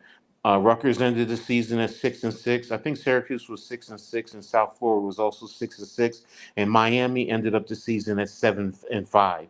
So it's going to be very interesting. Miami's starting quarterback Van Dyke has already entered the transfer portal. So there's a lot going on there. Rutgers, I believe, has had 8 kids enter the transfer portal. One of the offensive linemen, most of the other kids are backups, and Max Melton today actually declared for the NFL. So he's the defensive back, and he's considered one of their top players. So it's projected to be about a fourth rounder. So we'll see how things go with him. So, but it's a lot going on. I did want to touch about that the transfer portal. It's opened up December 4th, and there's a lot of kids, a lot of quarterbacks are jumping into the transfer portal. Oh Even wow. even yesterday, Ohio State's starting quarterback has entered the transfer portal. Now, What? there's a lot of talk about in Rutgers land about it because his father played at Rutgers. The thought was he was coming to Rutgers. He had an offer coming out of high school, and everyone thought he was going there until he got the offer from Ohio State. So now there's, people in Rutgers land are saying, is he going to come here? I don't think so. I think he's going to end up other places, and a lot of places are definitely on the table, trying to offer him. Um, it's going to be interesting to see what happens. Now, if for some reason he did say called Shiano and said and asked would he be open, it would be a very big get, especially coming from Ohio State to Rutgers because they're both conference mates. But I put the percentages at about maybe 5% of that happening, and I'm trying to keep my ear to the grind to the couple of resources that I rely on who are in the know, and they're doing their research now to try and get a feel for it. But yeah, it's a big thing right now with the transfer portal. You have DJ Uyalunge, who was from uh, Oregon State. That's the Oregon State quarterback. Yeah, Yeah. he's back in the transfer portal. They said that Again? Didn't he transfer before? yep. But I think what it is, he might be a graduate, and if he's a graduate, you just go and you don't have to sit out a year. So, um, So how does you, that transfer portal work, coach? okay, Explain that to me a little bit. okay. If you are in your undergraduate year within your first 4 years, you right now the rule says you can transfer one time without sitting out. Years past, when you transferred, you had to sit out a year to transfer. They took that rule away a few years ago and allowed kids, the opportunity to transfer one time without having to sit out the year. Now, if you were a graduate transfer, you graduated and got your undergraduate and you were going to a school for your master's or something to that effect, then you could transfer and not be penalized also. And that's what some kids are doing nowadays. So I mean, there's a lot going on. I'll touch base into something that was just released today by the NCAA's new president, and a lot of people are really intrigued by it. I'm intrigued by it. I did a little reading up on it. I posted it on my Twitter page. In terms of what's going on with that, but I'll touch base with that in a second. Now, getting back to Rutgers and Miami, it's going to be interesting.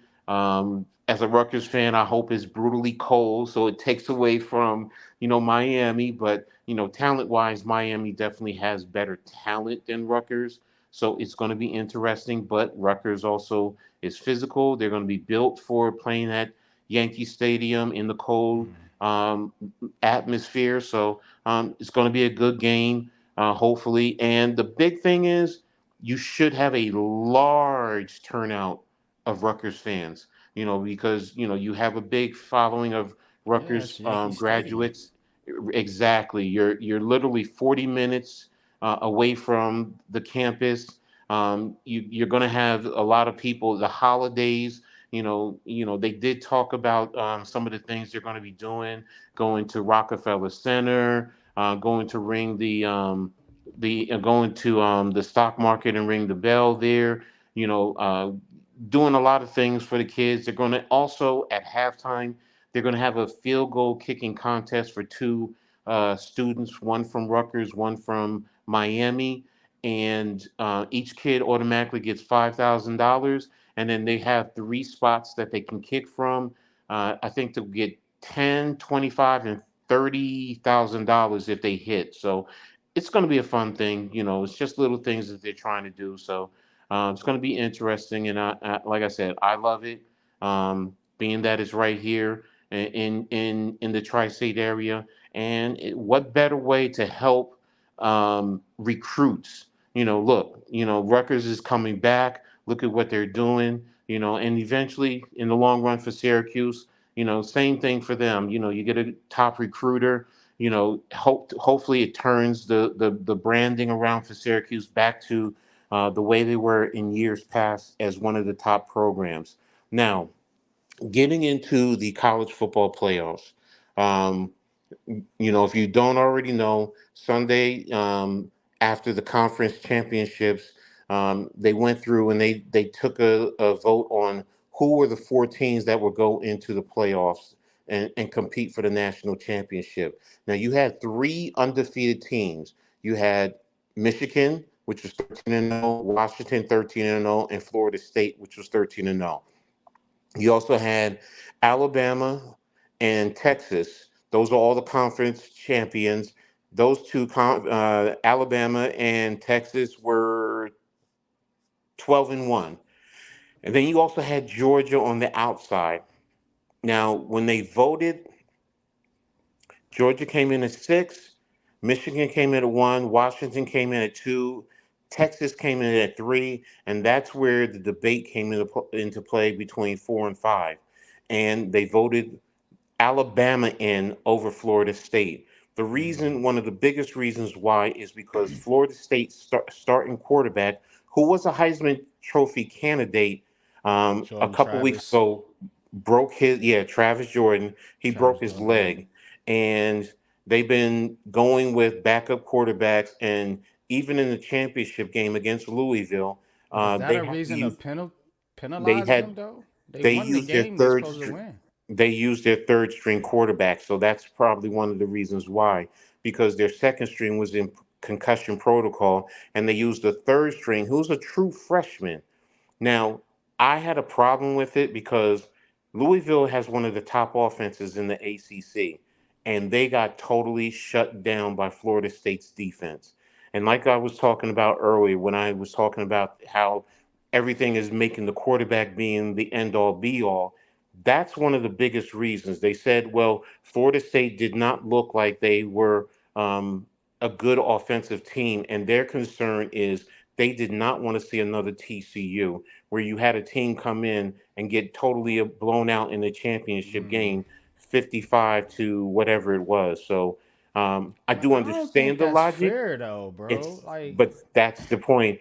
A lot of top analysts are saying they're not about being fair. They want to have the best four teams in there, and that's where I have an issue. How can you say an undefeated team that played all their conference games, they beat everyone? It's not their fault if their conference isn't that best. I get the point where you make the argument that they lost their starting quarterback, and I then mean, in the the ACC ain't chopped liver though. It ain't like you no. playing in the Mountain West or you know what I'm saying? And Like, no, you're right.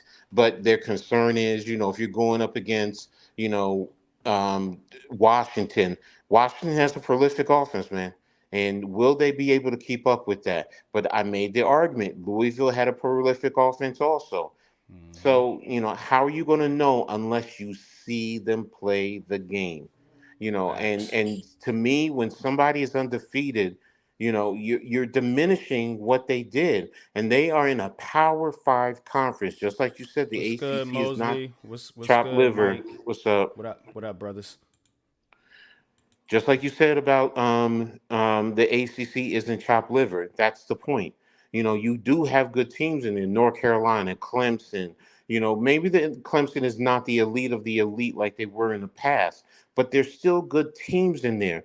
This is not TCU playing in the Big 12, because if you're going to make that argument, what about Texas? Texas is in the same conference that you're Yep. talking about TCU. And I get they're going to the SEC because I made a joke to one of my friends. I said, basically, if you really look at this is just the SEC versus the Big Ten, because Texas is going to the SEC next year. Washington is going to the Big Ten next year. So, it was just a little joke. But you know what? If you really think about it, you look at it, that's what it looks like to me. That's really what it looks like. It's like you're saying you really catering everything to the Big Ten and to the SEC, yeah. SEC. So it's hard. And again, that point right there, what I just said, that's my opinion. There's no facts. That's just what I see and how I feel about it. But it's kind of hard not to sit there and say, yeah, that's what it's looking like, because We know it with the ACC. They're locked in because of their TV agreement. But if Mhm. teams had the opportunity, those teams would be out of the ACC. They would be. So they would be jumping and bailing and going to the SEC and the Big Ten. So it's kind of hard in one regard not to say that, but then again, when they go through and they make statements like, "Well, Florida State didn't have their starting quarterback." The football team is not about your quarterback only. They have elite players. Look at Right. their wide receivers. Look at that defense. That defense played phenomenally against Florida. I mean, Louisville. But Don't they because got what's that top wide receiver's name? who the Florida State? You're talking about Keon Coleman? Coleman. Yeah, Yeah, yes, that's what I'm exactly. saying. So, but I understand they only put up 13 points, and they're going to make that You know argument. But me, I coach. I'm an ACC guy though, bro. Yes, but I'm gonna say Like, this. I'm gonna say this. You had a true freshman in your championship game. You can only do but so much. I mean, remember with the Giants, what did we do with Tommy DeVito his first game? You ran the ball. It was an ugly game. Well, right. guess what? That's kind of what they did with a true freshman in the championship game. Mm-hmm. You're not gonna let him do things that probably hurt you to lose the game. You're going to rely on your defense and playing ugly football. But it came back to bite them. And that's the problem I have with the committee when they say, oh, well, you didn't have your starting quarterback in, and even your backup quarterback was out on concussion protocol. But if you play well, and if they play well enough and they play good defense, but again, most fans want to see scoring, and that's what I think it boils down to. They don't want to see Florida State get in there and probably hold. They probably would have held or competed with Michigan and held them down to maybe in the 20s. And fans get turned off by that. So that's Mm-hmm. my cause for concern. In terms of that, do I think Florida State got shafted? Yes, it's not fair. But they have made arguments all the way across. Well, the four best teams got in, and But and I that's always selective though, bro. It's not. exactly. It's you don't know that that's the four best teams. But You know what I'm saying? You don't know. You don't know if yes, one of these other teams, if Georgia or Florida State or somebody else can beat those teams. You don't know that. here's the other kicker though. Okay, because a couple years ago when they made the agreement with the ACC, the Big Ten, and the Pac-12, before the Big Ten went and raided the Pac-12, they had the agreement that they weren't going to do certain things unless they all agreed upon it. But if they didn't come together with that agreement, actually, the 12-game playoff was supposed to be starting this year. It got pushed back one year. So Mm. the double edge is, well, in a sense, the ACC, the Pac-12, and the Big Ten caused this problem. And I get it, I understand, but it opens up and it makes a great point to, well, now we got the 12 playoffs. Now you can't sit here and say, well, because all four conference champions are going to get in, and you're going to get one of the other group, and then you're going to pick, basically the other teams, of who are ranked whichever in whatever rank is, however you're going to do it. So that's why I think the 12-team playoffs is definitely needed because I don't like things like this. I really don't. I don't like And it either. no, to me, you're just basically saying the ACC is irrelevant this year. That's Right. really what you said. Their championship was meaningless because they don't have a quarterback. That's what it boils down to, and I had a problem with that. So, but it's intriguing. Now, the other thing I wanted to talk about, the president of the NCAA sent out notice to all the presidents and the league commissioners, conference commissioners, about a proposal. What they're trying to do is enhance the NIL. NIL allows boosters to use students, and basically they're sponsoring their products or whatever the case may be. But part of that is now what they're trying to do is change that and let the universities be the ones that pay them as opposed to boosters, which is going to be a big boost. The just reading through, it says the minimum rate, like schools have the right to agree to it or not. They don't have to be in it, but if they agree into it, the minimum amount you're going to be able to spend on the kids per year is like $30,000. So it can go up to more, but it's going to be $30,000, and they have to follow I Title need to go IX, back to which is college, bro. Like, it, which we is need that bread, bro. that's what I'm saying. I said that. I said, if you go look Yeah, I at my know. I page, see you. I'm Yeah. like, man, I went to college I went to school way too late, man, because that now it's like, yo, these kids are about ready to get paid, and also the ladies, because the school has to follow Title IX, and you have to do 50-50. So, and it depends on how many teams you have. Some schools have 14, others have 35 athletic programs. So, if they're going to decide if they want to do it, so on and so forth. So it's going to be interesting. There's more to it. But it's the main point is it's a proposal. It's nothing written in stone, but they want to start discussion. They want to bring the legislators into all of this, and I love that thought. I really do. I've always said the colleges should be the one doing this. It allows the schools to really recruit better, and it really allows them to know what's going on in a sense. Because some schools are going to take a blind eye, because boosters are the ones supposedly doing it. But I wonder how closely they're monitoring everything.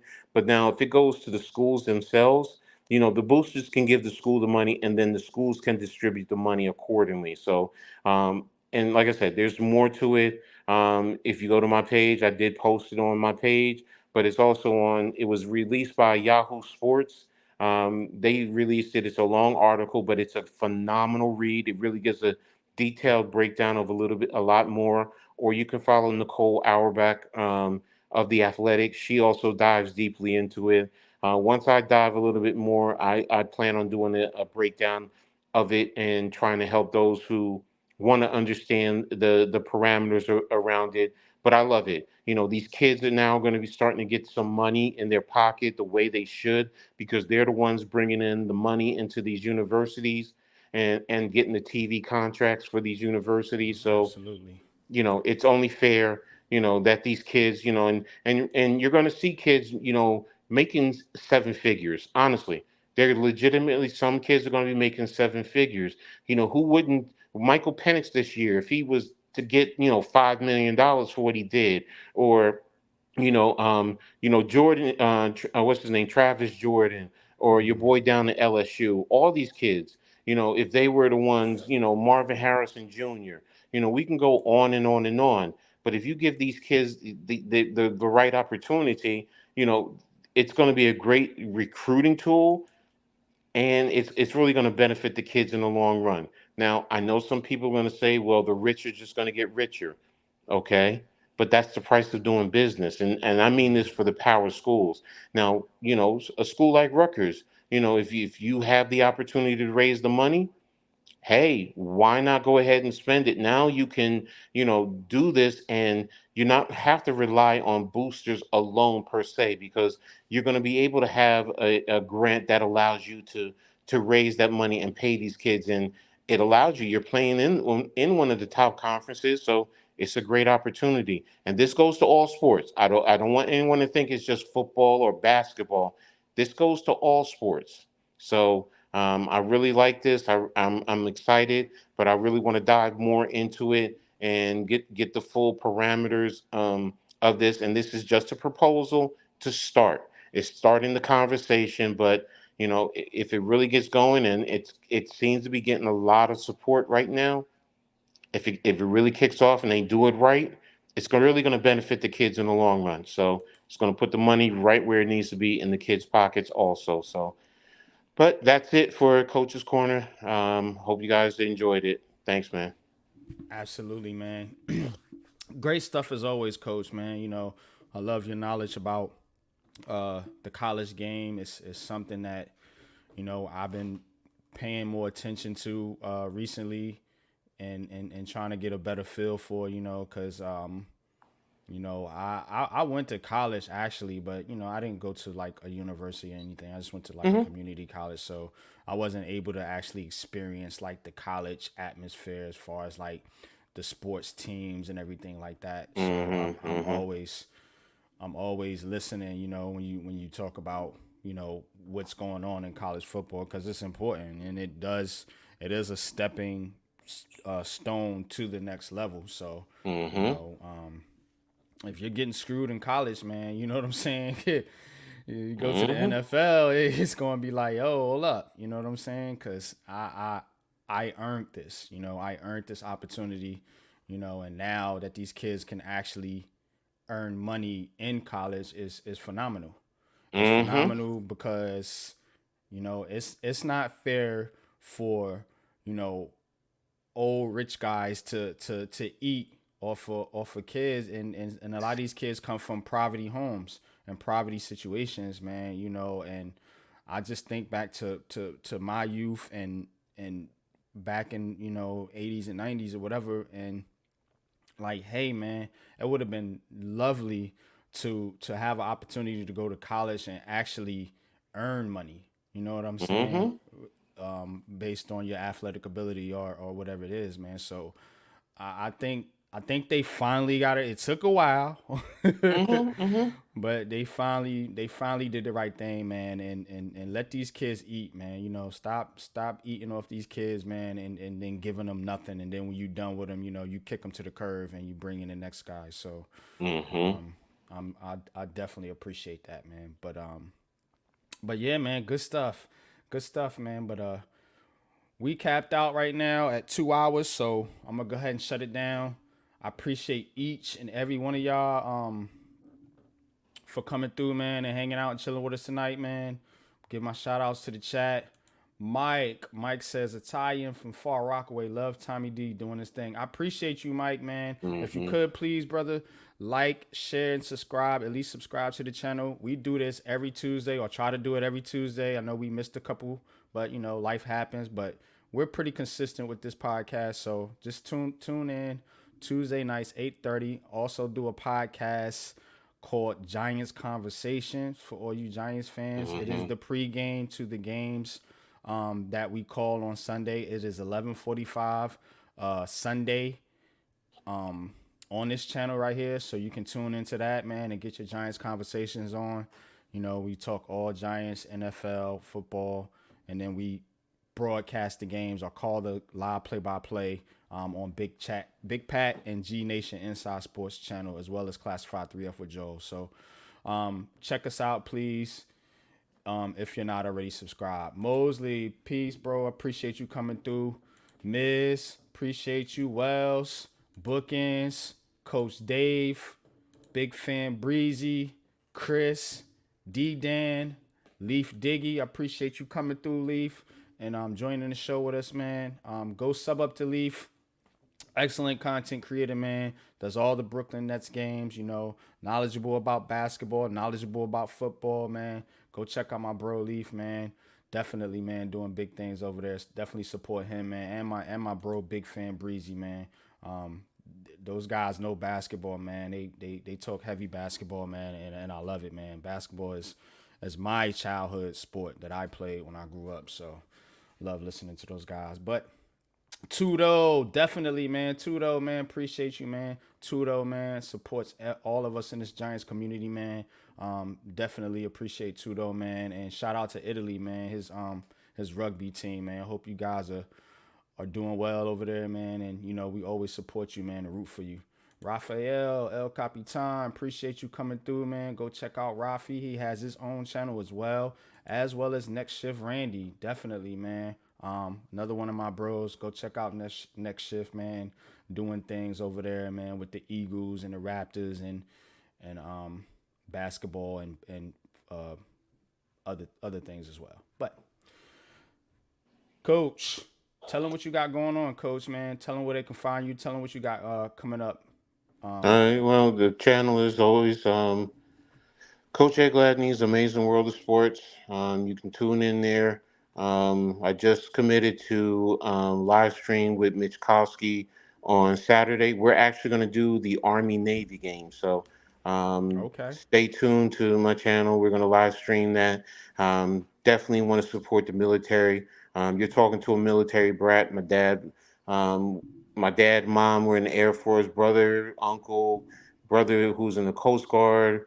My father's father was in the army. I mean, we are a military family, so I definitely support them. Honestly, coming out of high school, I did want to go into the military first, but because of my size, they wouldn't let me in, and I actually wanted to go into the Navy. So, go Navy, beat Army. Um, so I'll be tuning into that, as well as um, tapping in with you.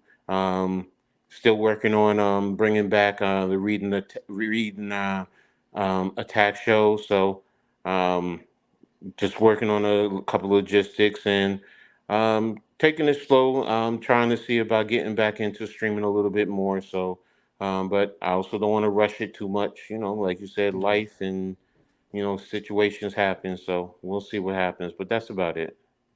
Yeah, I definitely. I think maybe not this year. I did a little bit this year, but I think moving forward next year, I'm gonna start calling games. Hmm.